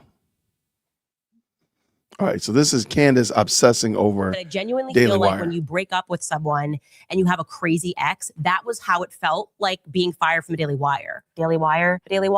The Daily Wire, the Daily Wire, the Daily Wire, the Daily Wire, the Daily Wire, Andrew Klavan, my crazy ex-boyfriend, Andrew Klavan. The Daily Wire, the Daily Wire. He does some stuff for the Daily Wire. The Daily Wire, the Daily Wire, the Daily Wire, at the Daily Wire, the Daily Wire, the Daily Wire, and from the Daily Wire, and the Daily Wire, the Daily Wire, from the Daily Wire, take the Daily Wire, the Daily Wire, Ben Shapiro, Dave Smith. The answer to this question might get you kicked off the Daily Wire. I had to laugh at that. That's really funny. The Daily Wire, and the Daily Wire, my psycho ex-boyfriend, Daily Wire, Daily Wire, Daily Wire, Reagan Conrad, Jeremy Boring, the Daily Wire, Daily Wire, Daily Wire, Daily Wire, with the Daily Wire, and the Daily Wire, Brett Cooper out at the Daily Wire, Daily Wire, the Daily Wire, the Daily Wire, the Daily Wire, Daily Wire, the Daily Wire, Daily Wire, sign up for the Daily Wire. I got fired from the Daily Wire. We're like, she's done, she's toast. The Daily Wire, the Daily Wire, the Daily Wire, Ben Shapiro, fuck you, and the midget horse that you rode in on. And I was like, why are you so obsessed with me? Well done, well done, well done. All right, let me see. All right. I'm looking at somebody sent me something. All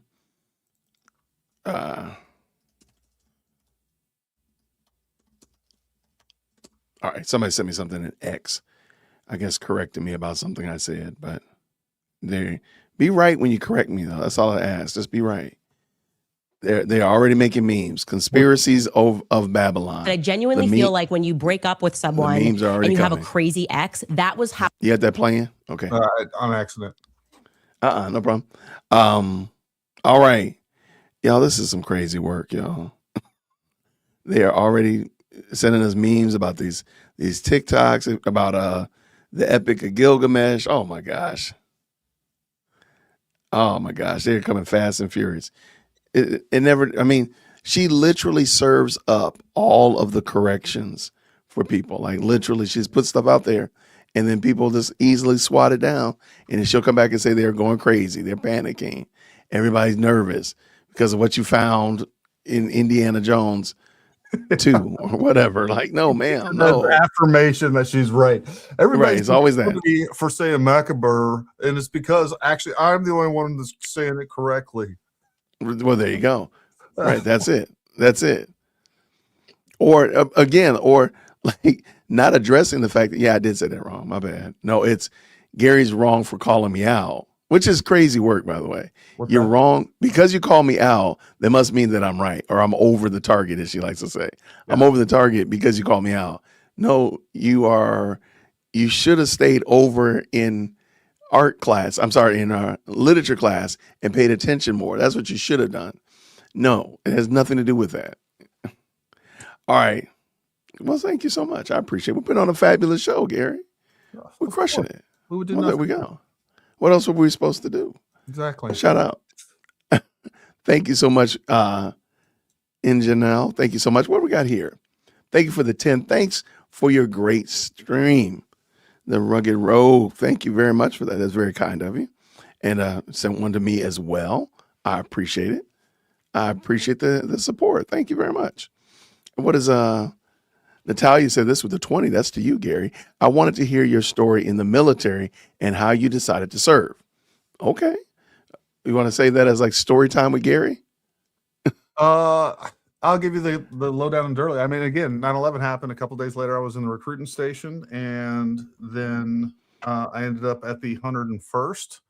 I was on a scout platoon and ultimately sniper team and sniper team leader toward the end of that deployment. We were in Iraq with the initial push. Started off with the initial push. Was there for 13 months. I came back from Iraq after that and went to Special Forces selection. Ended up at the 1st Special Forces Group after a couple of years of training and did 3 more combat tours, multiple more training tours. I got out at the end of 2011 and did another year on National Guard at the 20th Group, National Guard out of Baltimore. And I took a job as a special tactics instructor teaching Department of State diplomatic security agents going overseas, taught them on room clearing, defensive tactics, hand-to-hand, close protection work. That's what they did. We taught that. And then I got kind of bored and started around 2014, 2015, started Paramount Tactical Solutions as a training company. I had access to a bunch of great guys that not only had a long history of actual experience in their job, but they were also great instructors. So we started that in 2014, and everybody at the time was telling me you got to do YouTube stuff, and I didn't want anything to do with YouTube. And then COVID hit, and I had some clients that were wanting me to put some stuff out. While there was only we were in here in West Virginia. Yeah. So only a couple month period, not even a couple months, a few weeks, about a month or maybe 2 months. But we didn't know how long the lockdowns were going to last, right? So they like put some stuff out on YouTube. So I did. And I thought, it'd get 100 views for my clients or whatever else. And it kind of took off. And then I kind of understood the reach of YouTube and the real importance of it. So I started doing it more and more seriously. And now here we are today. That's my story. I love it. I love it.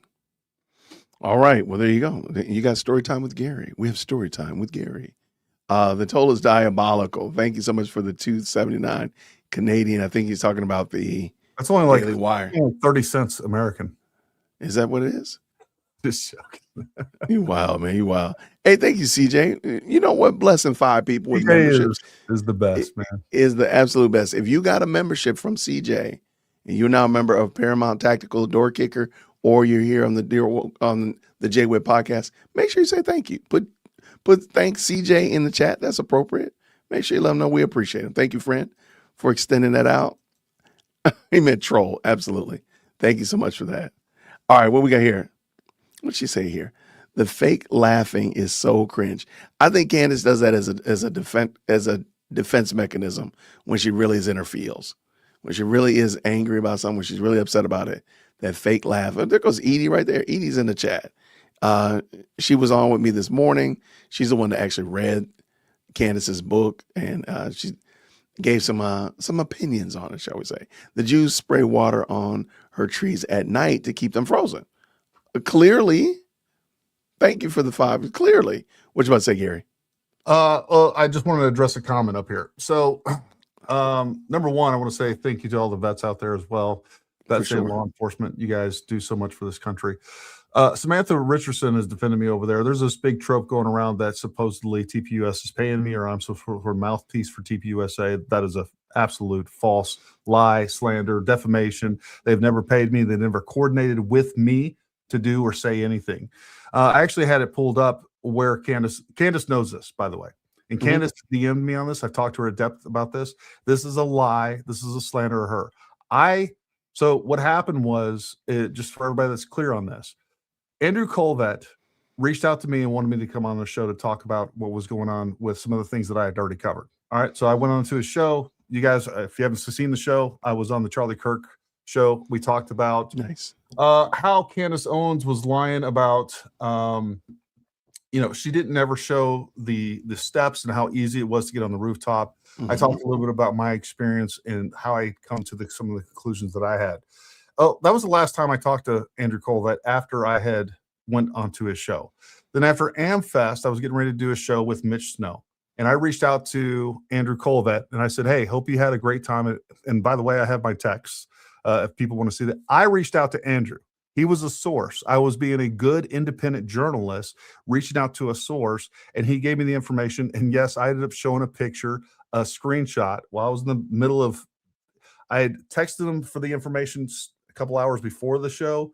And then I was literally like, oh crap, Andrew sent me a picture and what was going on. And then I had basically screenshot it, threw it up there before I realized he was saying, don't show the picture on there.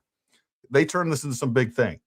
And that I was being directed by TPUSA. It's a freaking lie. And it is defamation of the worst type. And they know it. They know it's a lie because what they want to do is try to say that I'm not coming to my conclusions independently. And they're trying to take my value, my credibility as an independent journalist. I'm the one that went to UVU before I knew anything about TPUSA or knew anyone at TPUSA. I'm the one that interviewed 8 different eyewitnesses that all said the same thing. I'm the one that's had like 4 eyewitnesses on our show to talk about what they experienced, all of which Candace hasn't done, Baron Coleman and all these other people that are spreading lies intentionally. I made a silly, dumb mistake. It was a lack of attention to detail. I own that by posting that. But what I didn't do is knowingly lie. And what I wasn't doing with anyone ever was coordinating some big thing like Candace Owens and her, surrogates have been doing from the very beginning. She posts something, Baron Coleman, Ian Carroll, Coach Colin, Ryan Mata. They've been coordinating this stuff from the very beginning. And then each one of those people have their own little ring of surrogates that repost everything they say. Project Constitution, Diligent Denizen. You can go through their posts and just see lie after lie after lie after lie. And that's where that comes from. So TPUSA never came to me for anything. He asked me to come on the show. That's what I did. And because I had his contact when I needed information, I didn't think I would get an answer. I just sent Andrew a text. Hey, man, hope you had a great time at AmFest. This is the information that I want. Can you give me an alibi for, I ended up saying September 9th. I meant September 8th. And then so he ended up getting a picture from September 9th from Erica Kirk. And what Candace is so butthurt about is that they talked to me, the obscure YouTuber. YouTuber in the chat. That's exactly what she said in my DMs. Like, why wouldn't they basically just give you this information? Because I was talking to Brian Harpole, and I interviewed Brian Harpole because I had access to Andrew Colvett. Because guess what I wasn't doing? I wasn't accusing them of murder. And here she is taking everything they say, twisting it, taking it out of context, and then turning it into this thing where she's using that to accuse them of murdering their friend. And then she wondered, well, I don't know why they wouldn't just give me that information. Why wouldn't they send that to me directly? I don't understand. And so now she is spreading the lie that I am being paid by TPUSA, that Erica Kirk is paying me. It's a lie, and it's a provable lie. And that's where it is. And people that are believing it and spreading it, you're participating in a lie. And it's okay if you disagree with me. If you think I'm wrong or I have some sort of unscrupulous or nefarious motivations behind what I do, that's fine. Accuse me of that. But when you are participating in what is known, it was a known lie. Like, you should actually check yourself a little bit, because that's your problem. There's nobody pays me to do anything. I do this at a cost to my business. I can be doing things that make me a lot more money than this. I do this because I care about it, because I care about Charlie's legacy. I was a big fan of Charlie, and I can care about the conservative movement. I care about this country, and that's where I'm at all in all this. And you can believe that or not, I don't really care. But you saying that I'm paid and I'm a shill of TPUSA, you're a liar. I mean, that's really what it comes down to. And my only pushback to the people that are going to still believe Candace and their brains are still smooth is, where is your evidence that he's lying? Where is the lie that he shared? If, like, what did Gary say that was a lie? Because he got the information from Andrew Colvett. So, okay, so what? I got Gary's phone number. So what? Like, but what was the lie though? What is the untruth that was shared? And they won't have it because there isn't one. Shout out to you, man. All right. Because, it's funny that Candace peddles in falsehoods like that, because you do know how she feels about them, right, Gary? Feels about what? You know how Candace feels about lies, right? I mean, But I don't like little lies. When there is one lie, there's 20.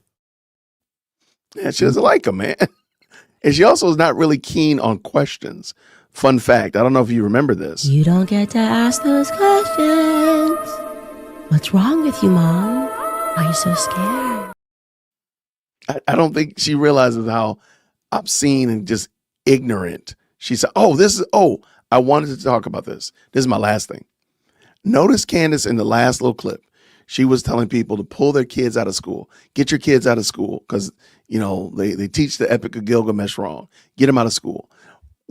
If she did that, why is she not telling you what to do with your kids when you pull them out? Why is she telling you that? Or why is she not telling you that? Why is she not telling you about how to develop a curriculum so that you can be a homeschool parent yourself? Why is she not aware the curriculum that she's chosen? Remember, she said her sister is like this homeschool savant. So why are you not pointing to your sister and what she's taught? I don't think it actually happened.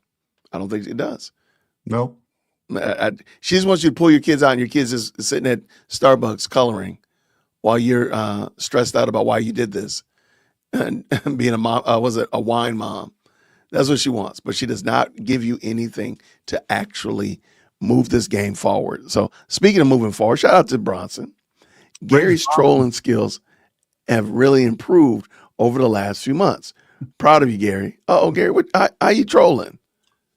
They see me trolling. He's probably referencing the video I posted today on X, which we watched on this one. Oh, okay. Love it. I love it. Yeah, Gary's skills are up there. Thank you, Adrian, with the 5. That was such a leftist tactic. She got nothing substantial to come back with. So she accuses Ben of racism, right? Racist comments. That's what the left does. That was wild work. But I've said this before. I said it early on in this whole debacle that Candace would eventually pull the race card. And it's funny when she did it, talking about slavery. Everybody in the chat was like, Jason, you said this a long time ago. And y'all thought I was kidding. I don't think she ever really was a conservative. I think she was, as Gary mentioned before, as Joe Rogan said, I think she was just parroting concepts. She was just parroting what she heard. If you heard me come on here talking about Second Amendment, oh, that was a question, Gary. Have you always been a gun person? I have. Yeah, I always. Yeah. Okay. I've always been infatuated. I've always loved guns. I've always loved guns. The military, going into the military. So I was actually at 18 Bravo, which is a weapons sergeant. So that's on a SF team, A team. You have multiple different MOSs, and I was the weapons guy on the team, which I love my job. Okay. So if you ever hear me come on here and start talking about, regaling about weapons, good and well, I got that from Gary. You just know it. We have a weapons guy at my church who's over security. It's either Gary or James. It's one of those two people. Good and well, I'm over here. I got my cliff notes. I'm talking smack. I don't know what I'm talking about otherwise. So, but that's the same thing with Candace. I can respect gun ownership and I want people to be able to do it. I'm a 2A supporter. However, I do realize that I don't know as much as Gary. I don't know as much as James. But Candace will never say that. She'll get out here and argue. She argues with experts about stuff, which is crazy work to me. And she never has experts on with anything. Like never. She never had, like, when I got a law question, I have Andrea Burkhart. I have a lawyer come on and talk us through, what's going on with, and folks, if you haven't watched that, I just did another interview with her where we went through the Macron case. That was fascinating. If you haven't watched that, make sure you go watch that. That was a great case. She went through it, talked about the merits, the strengths of that case. Candace is cooked. All right. I don't like the Macron. I don't like the Macrons. Like, not a fan. When she first, before all this stuff started, she started coming out. I just heard bits and pieces of her calling, Brigitte Macron a dude. I thought it was hilarious. And I wanted it to be true. I was like, oh, that's kind of funny. But when we start going through the actual legal cases and the information that's been provided to Candace, the exculpatory evidence, she's cooked. I mean, she's going to lose that lawsuit for sure. Yeah, somebody asked that we make sure that I won't say for sure, but I've talked to 4 different lawyers that are familiar with that case, and every single one of them said, like, I don't think any lawyer, and I'd be remiss to do it too, say 100%. But I will say, it's not looking good for Candace. It's bad. Yeah. All right. They don't have a true maroon. They have a red. Somebody asked me to make sure their shirt was in maroon. They have a red one. They don't have a true maroon. I'm looking through real quick. And if I do, I'll make sure you order one. I'll make sure I change it up real quick. All right, real quick. Let's get done with these. I know we had other things to talk about. Look up Lyle Culpepper. Thank you so much for being a member for 3 months. I'll look up Lyle Culpepper. Make sure you tell me exactly what I'm looking up for him or about him. Disney, my girl. With a 5. Shout out to everyone whose brain is bleeding listening to Candace, but still here. So you can support Gary, LOL, and to you, Jay. Thank you so much. This is one of your people. I love it. Thank you so much for stopping through. Though, if you will, Jade, before it gets too stale, I do want to bring up, I actually have my Andrew texts right there. I want people to see this so they can see how this conversation started, so that you can see that there was no direction from Andrew Colvett. It said, Andrew, hope you in. Let me pause this real quick. Andrew, hope you had a great time at AmFest. I'm doing an expose of Mitchell Snow tonight at 6 p.m. Eastern time. So is Nate over at VFT, Jesse on Fire, who both are no friends of TPUSA and still wholly aligned with Candace, which they were. All right. And they are. Like, both those people still support Candace. Take it for what it is.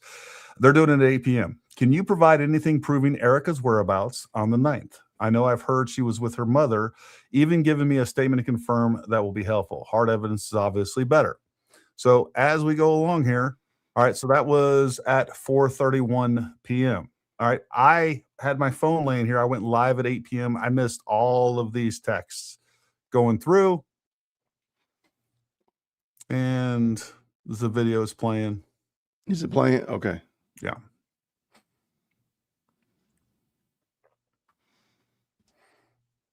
Now we don't have no metadata now. I know. We get in trouble with metadata now. Okay, here we go. You guys can see what he said just real quick. Just let me read through that. Hey, man, sorry seeing this. Been off my phone, but it's worth saying. LOL, Erica wasn't in some fort in Tucson. The internet has gone insane. She woke up next to Charlie, went to the office early the next day, woke him up from a nap before a fox hit, went to dinner with Charlie. Now, a couple of things I want you guys to have some context with is one of the things that Candace was saying that was a lie. This was a lie because he didn't have a fox hit on September the 9th. Come to find out, he did. It was with oh God, I can't think of his name. Anyways, we later proved that he did. And Candace didn't know what she was talking about, but she tried to take that and say, "Oh, this whole thing's a lie." But the point here is, and then again, what I ended up doing, she sent me this. I was literally in the middle of a stream while this happened, and then proof she was with her kids at, I think that says 9 a.m. Pacific time. It's blocked for me. It shouldn't be blocked for you. I don't know. But the point here is that's what's going on. And by the way, that's incorrect. I don't think that is her son. I think that is somebody else's kid, by the way. But it really doesn't matter. The point is that she sent this 8:37 p.m. September 9th. And so going back up, the main point of this is I initiated this conversation. Andrew, hope you had a great time at AmFest. And I'm asking for information because I'm a good independent journalist, and that's what I do. I go out and actually research information. I go to UVU. I called Mitch Snow to get the facts directly from Mitch Snow before I heard from his family members or anything else, all of which none of these things that Candace Owens actually does. I have talked to multiple eyewitnesses. I have had multiple eyewitnesses on, and I don't just sit there and do an investigation from my butt in front of a camera. We actually do things and not just wait for tips to come into our tip box, because that's what good independent journalists actually do. I like it. I like it. I like it. Okay. No, thank you, man. Thank you for sharing that. I'm trying to see, did we miss anything? All right, let's get done with these. Mike, what you say, brother, with the 5? Thank you, Candace. Is Ron Burgundy. Does Annie else think can't misses producers are punking her via teleprompter? She's just too dumb to know it. Okay, I would have thought that in times past, but I think that they're all in on it. I think they're all in on it. But I kind of see what you're saying. And she just, yeah. Well, do you agree? What do you think, Gary? No, I think, look, I've talked about this. I'm very suspicious of who her producers are. Going back to the original Mitch Snow, the way that whole story before he came on live, that thing unfolded, right, has all the elements of not only, it's laid out in the hero's journey. We have a divine inspiration at the beginning of this with her dream.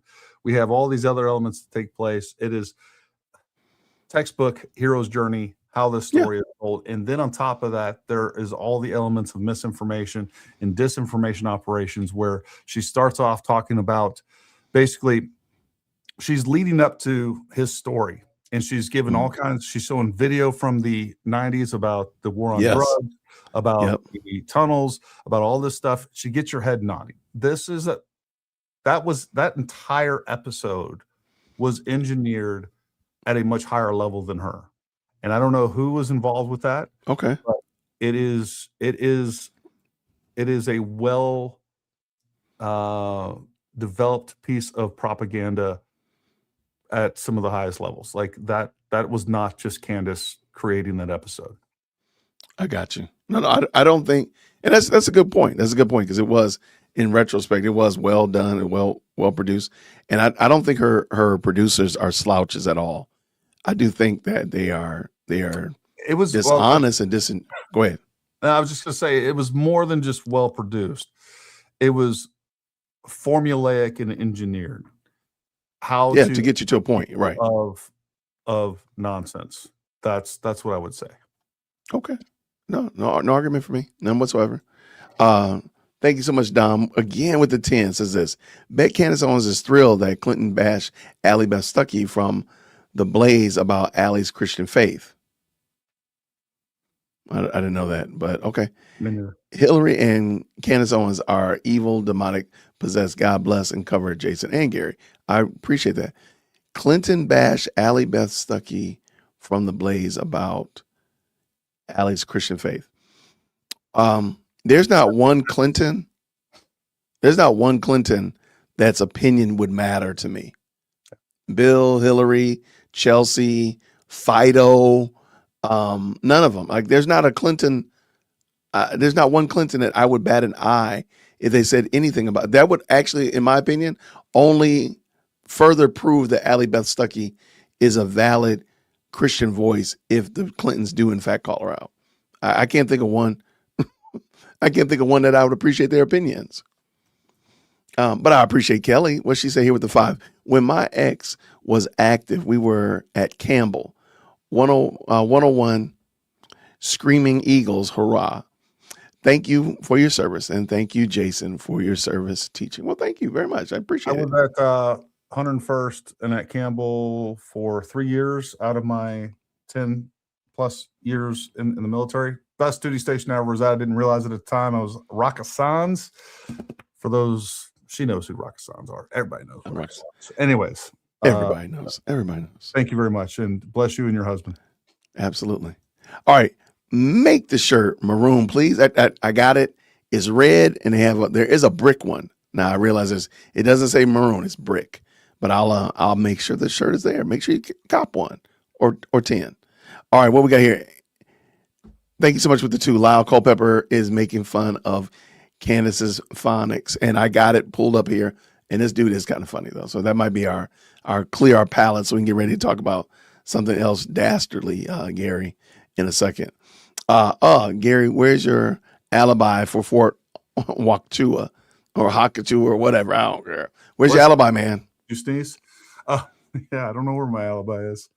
See, if you don't have an alibi, man, it's sketchy. Hey, you're in the military too, dude. Come on, man. I've never fess up. Huachuca. I mean, what was up with? Didn't it seem like? I won't even say it seemed like. I'm pretty sure Candace was leading up to the idea that she was going to be going to Fort Huachuca, showing the overpass signs. She did say that. I'm sorry. She did kind of create that. Yeah. I think she went. She probably sent some producers down there, her camera crew down there, and then maybe even she went, and they got kicked out forthright. I don't think she would. I don't see her being somebody that would go out as you did, Gary, or others, and actually go put boots on the ground in an environment. Because nothing has stopped her from going to UVU right now.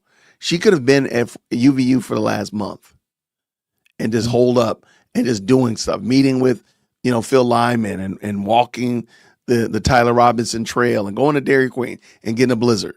She could have been doing all that stuff. Nothing is stopping her from doing it, except the fact that she won't do it. I mean, if you're investigating, I didn't think that trip would have been as important to me as it was. Like when you're on the ground there and you see how small that place is and you just get a better sense of what happened, and that was invaluable. And when I got back at that point, I was open to anything. I was like, all right, so, maybe it wasn't Tyler Robinson. I had many guests on that were, promoting other theories and things like that. But between that and then studying the 3D model that I had made and being able to put different shooters, 3D model is crazy. Like made me realize what was going on. But it was at that point I'm like, look, and I was at that point I was kind of indifferent to TPUSA or whatever else. They really wasn't even part of this. I don't even know if, well, I think she had been at that point. I wasn't paying, I'll say this, I wasn't paying any attention at that point to Candace Owens. Maybe right before that I started paying attention to it. But the point was, like, she was a non-factor. And I was open to anything. But seeing the ground truth of that place and realizing what took place, and then, they had already released the charging documents.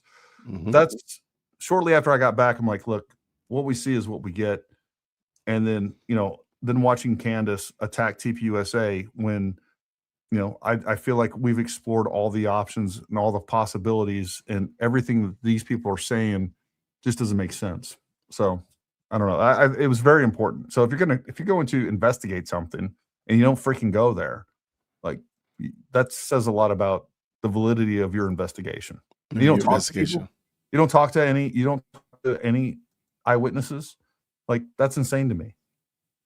And that is interesting. And I think, and again, to credit your point, I do think that added a lot of context for a lot of us as we're just watching this and kind of, checking it out from our comfort of our homes. Like, oh, that's the stairwell, or, it would have been easy to go up these stairs. That kind of stuff, real simple things like that would, really change the story up. So I appreciate it. Make sure I got that right. Okay. There we go. All right, now we're good.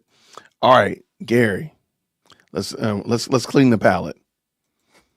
All right, so this guy is again, like I said, Candace creates her own enemies. Like, she has created her own foes. All right, so if you follow this guy, his name is Lyle Culpepper. If the mods can drop his link in the chat, he's a digital creator, and he's just been having fun. Oh, let me get this. Mindful of the pronunciations. Let's not do anything weird. I have so many explosive revelations to share with you. Oh, wait. No, it's revelations. You know what? We can move on. If you can't compartmentalize. No, sweetheart, it's compartmentalized. Just take that one more time. You have to be able to compartmentalize that. Compartmentalize. And we have to compartmentalize. Compartmentalize how you feel about somebody personally. Are you doing this on purpose? Is this a bit? Are you trying to get clicks or something? Can't compartmentalize. But really, it was about the architecture. Oh, this is the big one. It's architecture. You just like the architecture. Architecture, not architecture. Love the architecture. Architecture. Yeah, no, like he loved the architecture of things. You really don't know how these words are pronounced? You speak for a living. Prince Harry abdicates England, causes this whole race kerfluffle. Oh, no, it's kerfuffle. We knew a kerfluffle happened. Kerfuffle. Because this dress kerfluffle. Pronounced kerfuffle. Kerfuffle. Designed quite literally with the intention to mock me and Tucker Carlson. It's always got to be Tucker Carlson, Candace Owens. It's Candace Owens. It's Candace. Let's cut here. I'm gonna go take my life. Okay, Candace, let's do a take and just be mindful of the pronunciations. Let's not do anything weird. All right, shout out to Lyle Culpepper. Yeah, man. I mean, she just makes her own enemies, man. I'm trying to see he has another one. I can't. He's been riding everybody's bumper, but like, it's not that hard, man. It's really not that hard. All right.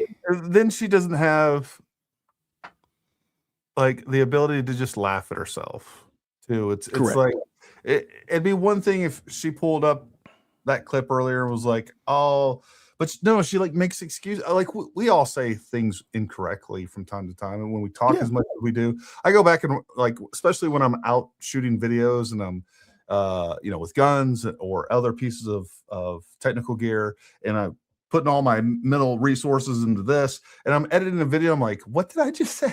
Like, that was the dumbest thing. And there's been many times where I've added those clips to the end because, like, we say dumb things. But instead of, like, you know what, they're kind of right on this. I was saying some things wrong. Like, we would all be able to appreciate and, I don't know, resonate with Candace a little bit, right? Identify with Candace, like, oh yeah, okay, fair enough. Like, but no, she's like, you're just trying to attack me, and because I said something wrong one time on a show, all the stuff I say. Like, no, you were saying these dumb things multiple times. You thought that's how they were pronounced. That's fine. I'm sure there's some words, like, I don't know what it is. I can always say, what is the word I always colloquial. All right. Every Okay. time I try to say colloquial on camera, see, I'm doing okay now, but I never have a problem saying that word. But there's been many times where I'm like colloquial. How you say it in real? You know, I just have I to won't slip. say that word. You know, I won't so say anyway. it. And I'm with you. Real quick, I did want to give her a little bit of grace. There was a representative, I think. Somebody was talking about Candace like in the Senate. And they said Cameras, or I'm sorry. It was a pastor from a stage was talking about Candace, and they said Cameras Owens and Tucker Carlson. So the reason she says Cameras is she's trying to be funny and trying to be self-deprecating. This is her attempt to be self-deprecating in that she does that. I don't think it hits right because people don't know what the genesis of it, and being the fact that she has a pretty lengthy track record of mispronouncing words, people are like, this is your name. You're mispronouncing it. That's why she says it. She's trying to be funny. She's trying to be tongue-in-cheek saying cameras. I've seen the pastor that said it, and I know what she's doing, but that's it. I'm not going to give her any more grace. All right, Gary, you still want to talk about the old file dump? You want to tell us about the? I don't want to get too like we're 3.5 hours in, but I'll start with I think I'll probably cover that tomorrow night more in depth. And by the way, you're welcome to come on again if you'd like. I'd always love to hear your commentary. Look, there's a lot of stuff being put out, and there's 3.5 million files that are being dumped. There is a lot of allegations on both sides. But there's a big difference between the proof that's being put out. I would say things that you can look at and say, hey, this is kind of hard evidence, whereas this is some allegations, and they're all over the place. What I will say is that when you get to some of the things that I consider hard evidence, which are back and forth emails from Epstein to very prominent politicians, which also all happen to be Democrats, all of them, from Hillary Clinton to Barack Obama to Hillary Clinton talking about, hey, I don't know if we should have this pizza party and bring hot dogs that might get us into some problems. And there's a bunch of things like that. And then you have allegations that are being thrown where there's witness testimony of some crazy stuff alleging toward Donald Trump, which, by the way, they reference him as President Trump. So these allegations are clearly coming after his president started. And they're just that. There's some crazy allegations. Okay, good catch. And then you get into some really macabre stuff. Not macabre. Tobacco?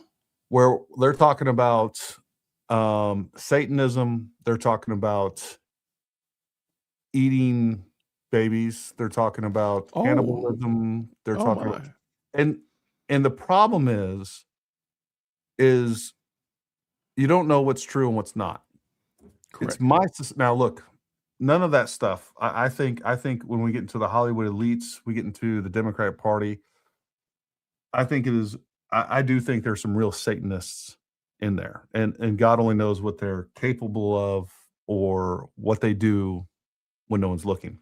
Clearly, I think there's a lot. And then also, I went through and I found a bunch of pictures. All right, there's picture albums. You can go to.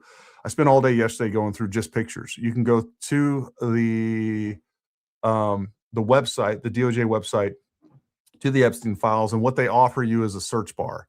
And so I started just searching .jpg, JPEGs. And so I found multiple picture albums from Epstein, and they were labeled Clinton Far East trip. And so you see a bunch of pictures with him with Clinton.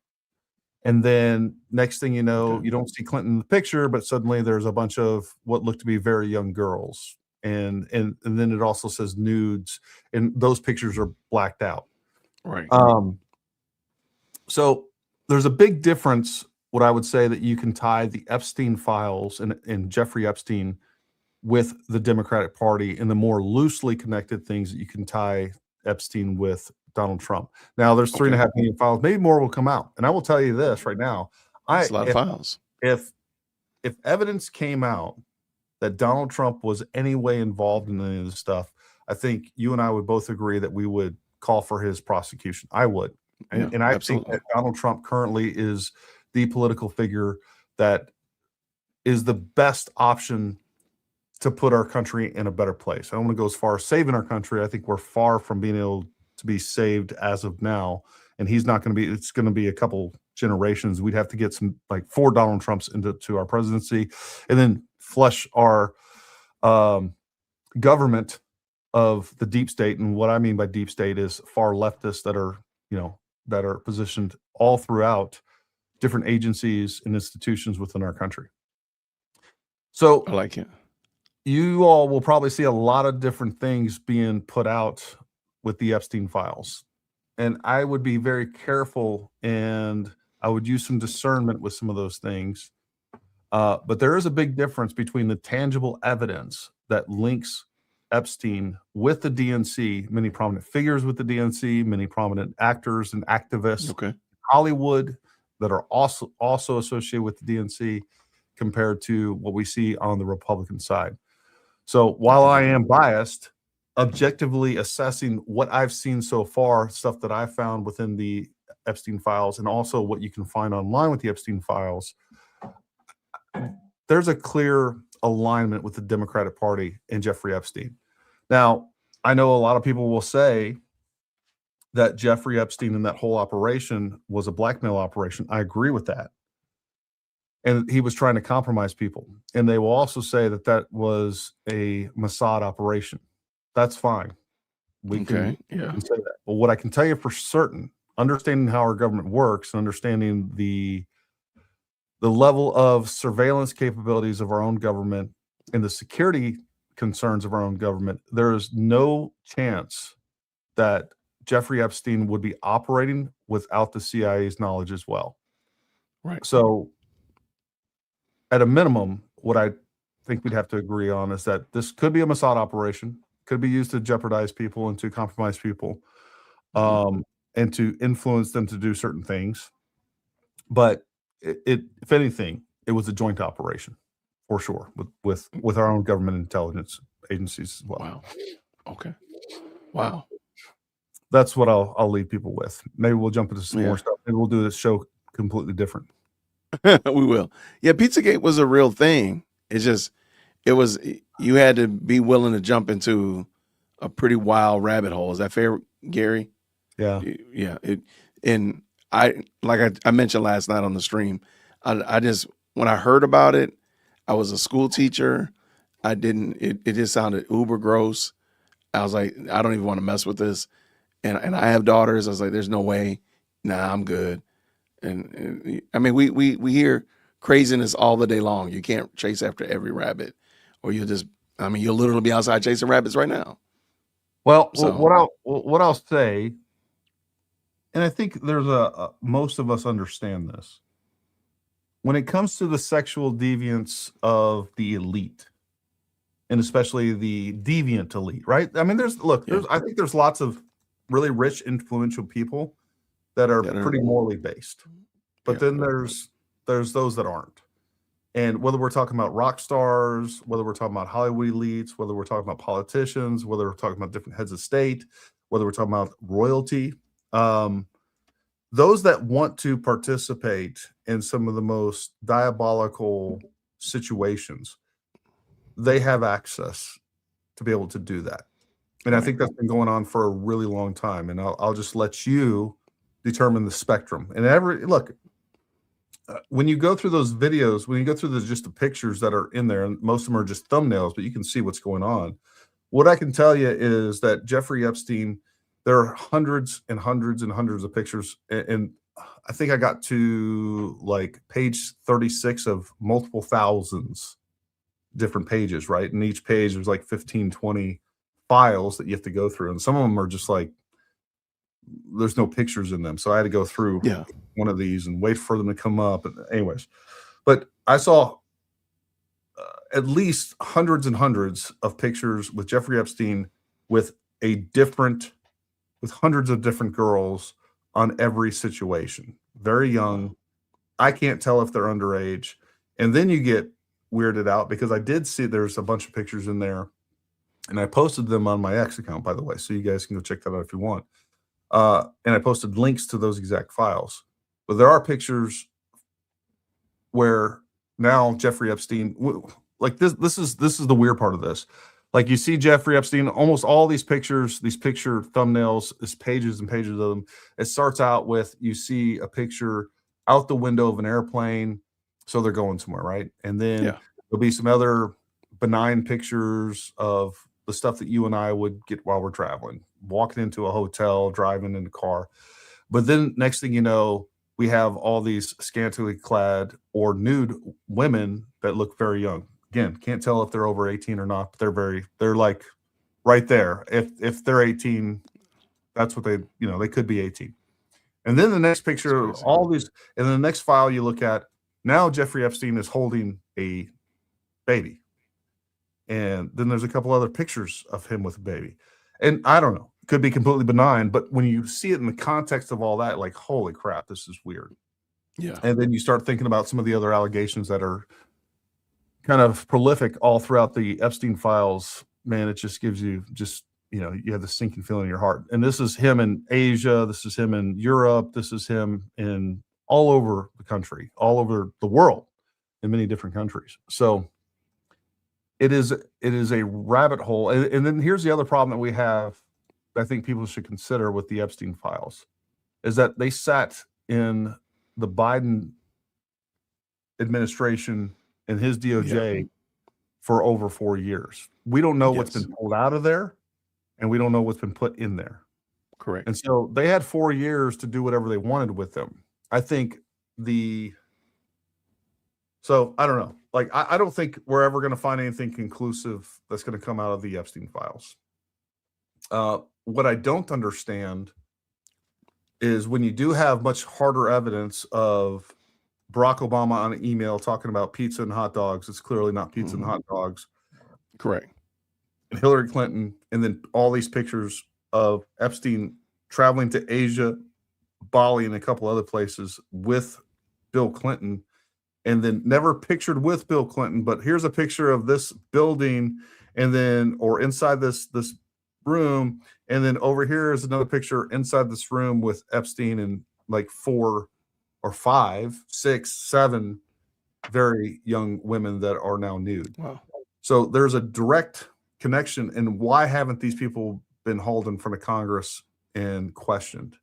I don't know. And I wouldn't expect too much out of this. I don't think we'll ever really find out. And I think those have been perverted in like, I have a hard time finding any of the stuff in there credible outside of direct emails that we know are true. But some of the stuff that we've never seen before, I don't know, man. It's tough to sort through. No, I'm with you, man. I appreciate it, man. All right, we are going to clean our palates a little bit, and we're gonna end on a fun note, if you will. I'm trying to figure out how this guy does this editing, where he looks like he's standing there in the actual place. All right, so he's at the Grammys now. Is it the Grammys? Was that? Say again. He uses a green screen. Is that what he's doing? I mean, it's well done. Like, it looks like he's there. Yeah. Don't feel like I need to say anything, but Just don't say anything about Iran, because it's just not a cause we care about. no one is illegal on stolen land. Which also means that nothing that those humans do is illegal. And we need to stop punishing people just for committing crimes. And we need to open our borders. And Emily Austin, why are you on your phone? Stop texting. Put the phone down, sweetheart. Put it down. I will say it is so refreshing to see siblings who are so close, like Billy and what's his name. You're like a young Elon Omar. Who's her Guys, brother? is all I want to say. Sorry. Her And husband? as grateful as I feel. Married brother. Shut up, man. No, I'm dead serious. You don't That know looks about like the guy from Winter Soldier. Or maybe it's just a look. That is the guy from, but what he's referencing is the fact that Ilhan Omar. Oh yeah, Ilhan. Yes. Okay. Yes. Isn't that what he said? Yeah. I was asking, like, who's it standing next to this young lady right here? I didn't know who that guy was, because he looks like the guy from. Why can't you zoom in on doggone Instagram? Oh, there we go. He looks. Maybe he's not. He's younger for sure. Yeah. Don't know who he is. Okay, whatever that guy is from Marvel movies, the Never Winter seen Soldier. All right, last one. I don't know. This might stress us out. I want to use this moment to speak to the Muslims of New York City. I want to speak to the memory of my aunt, who stopped taking the subway after September 11th because she did not feel safe in her hijab.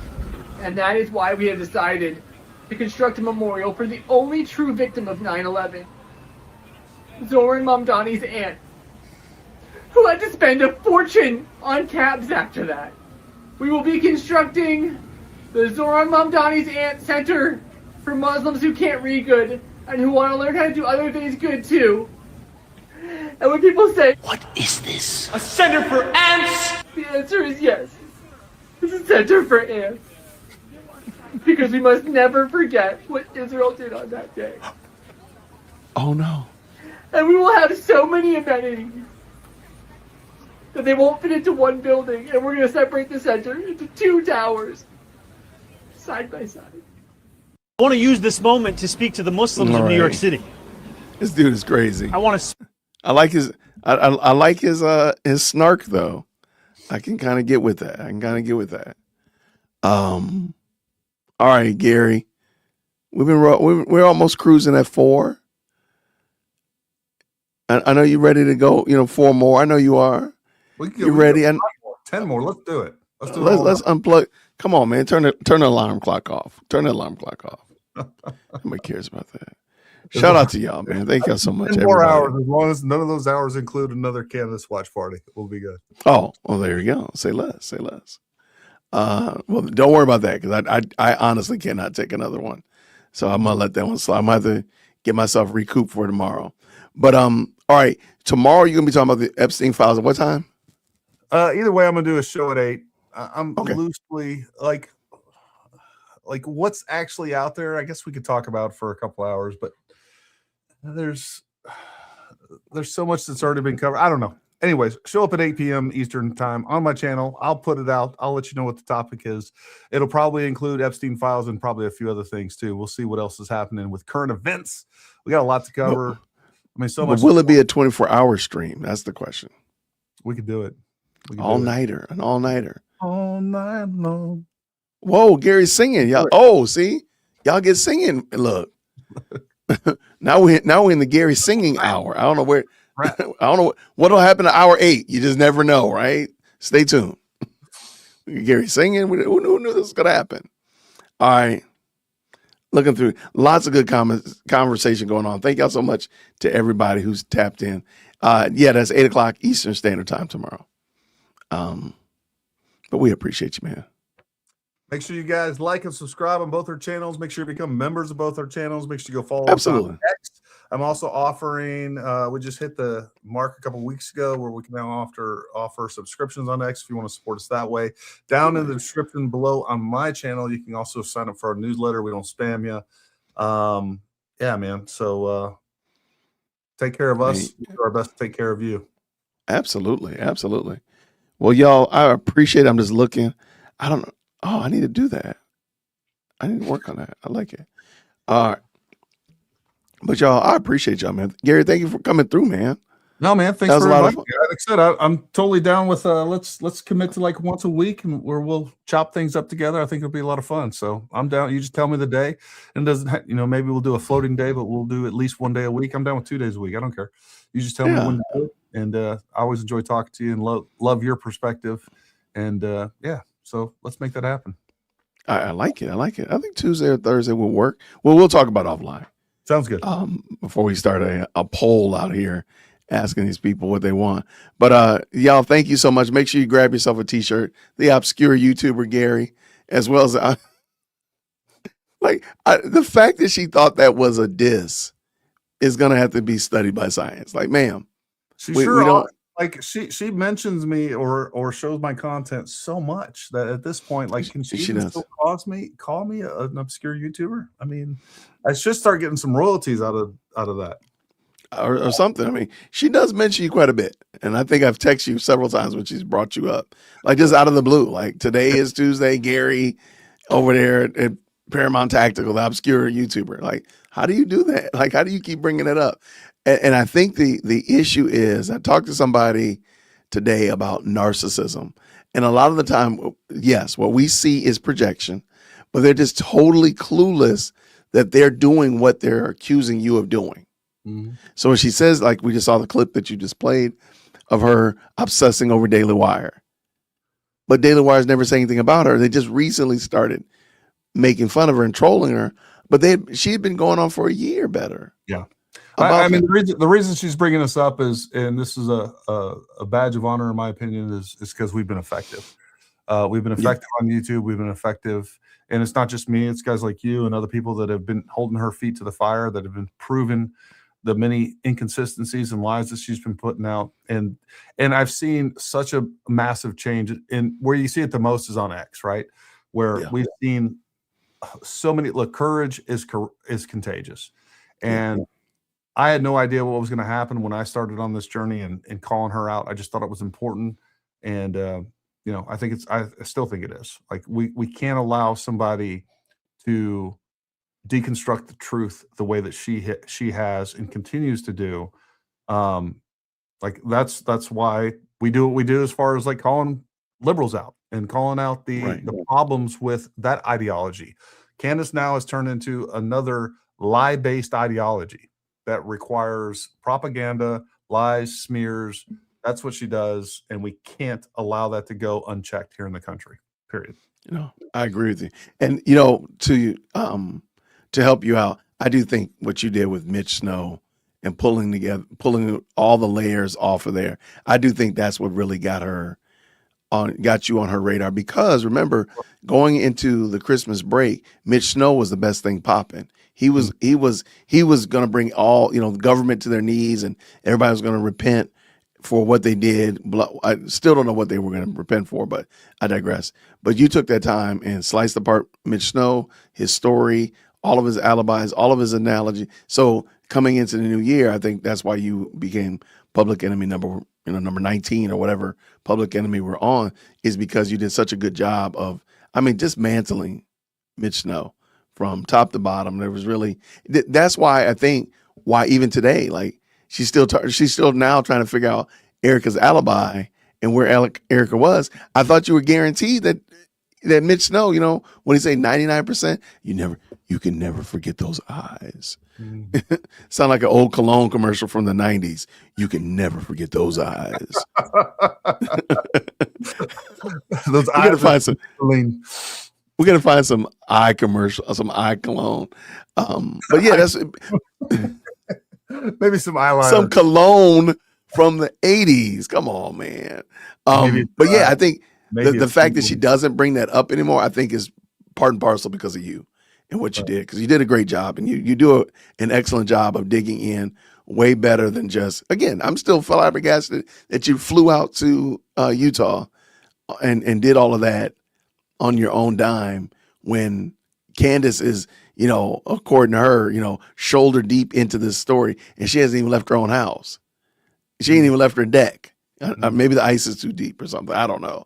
I like to imagine her getting a pedicure from a little Asian lady underneath her desk as she's just sitting there spewing lies. The queen of lies.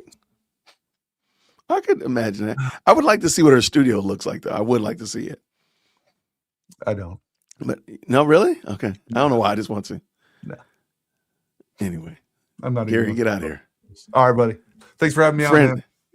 Thank you so much, Gary. I'll see you soon, friend. God bless all the viewers out there. You guys keeping it real, and stand up for the truth.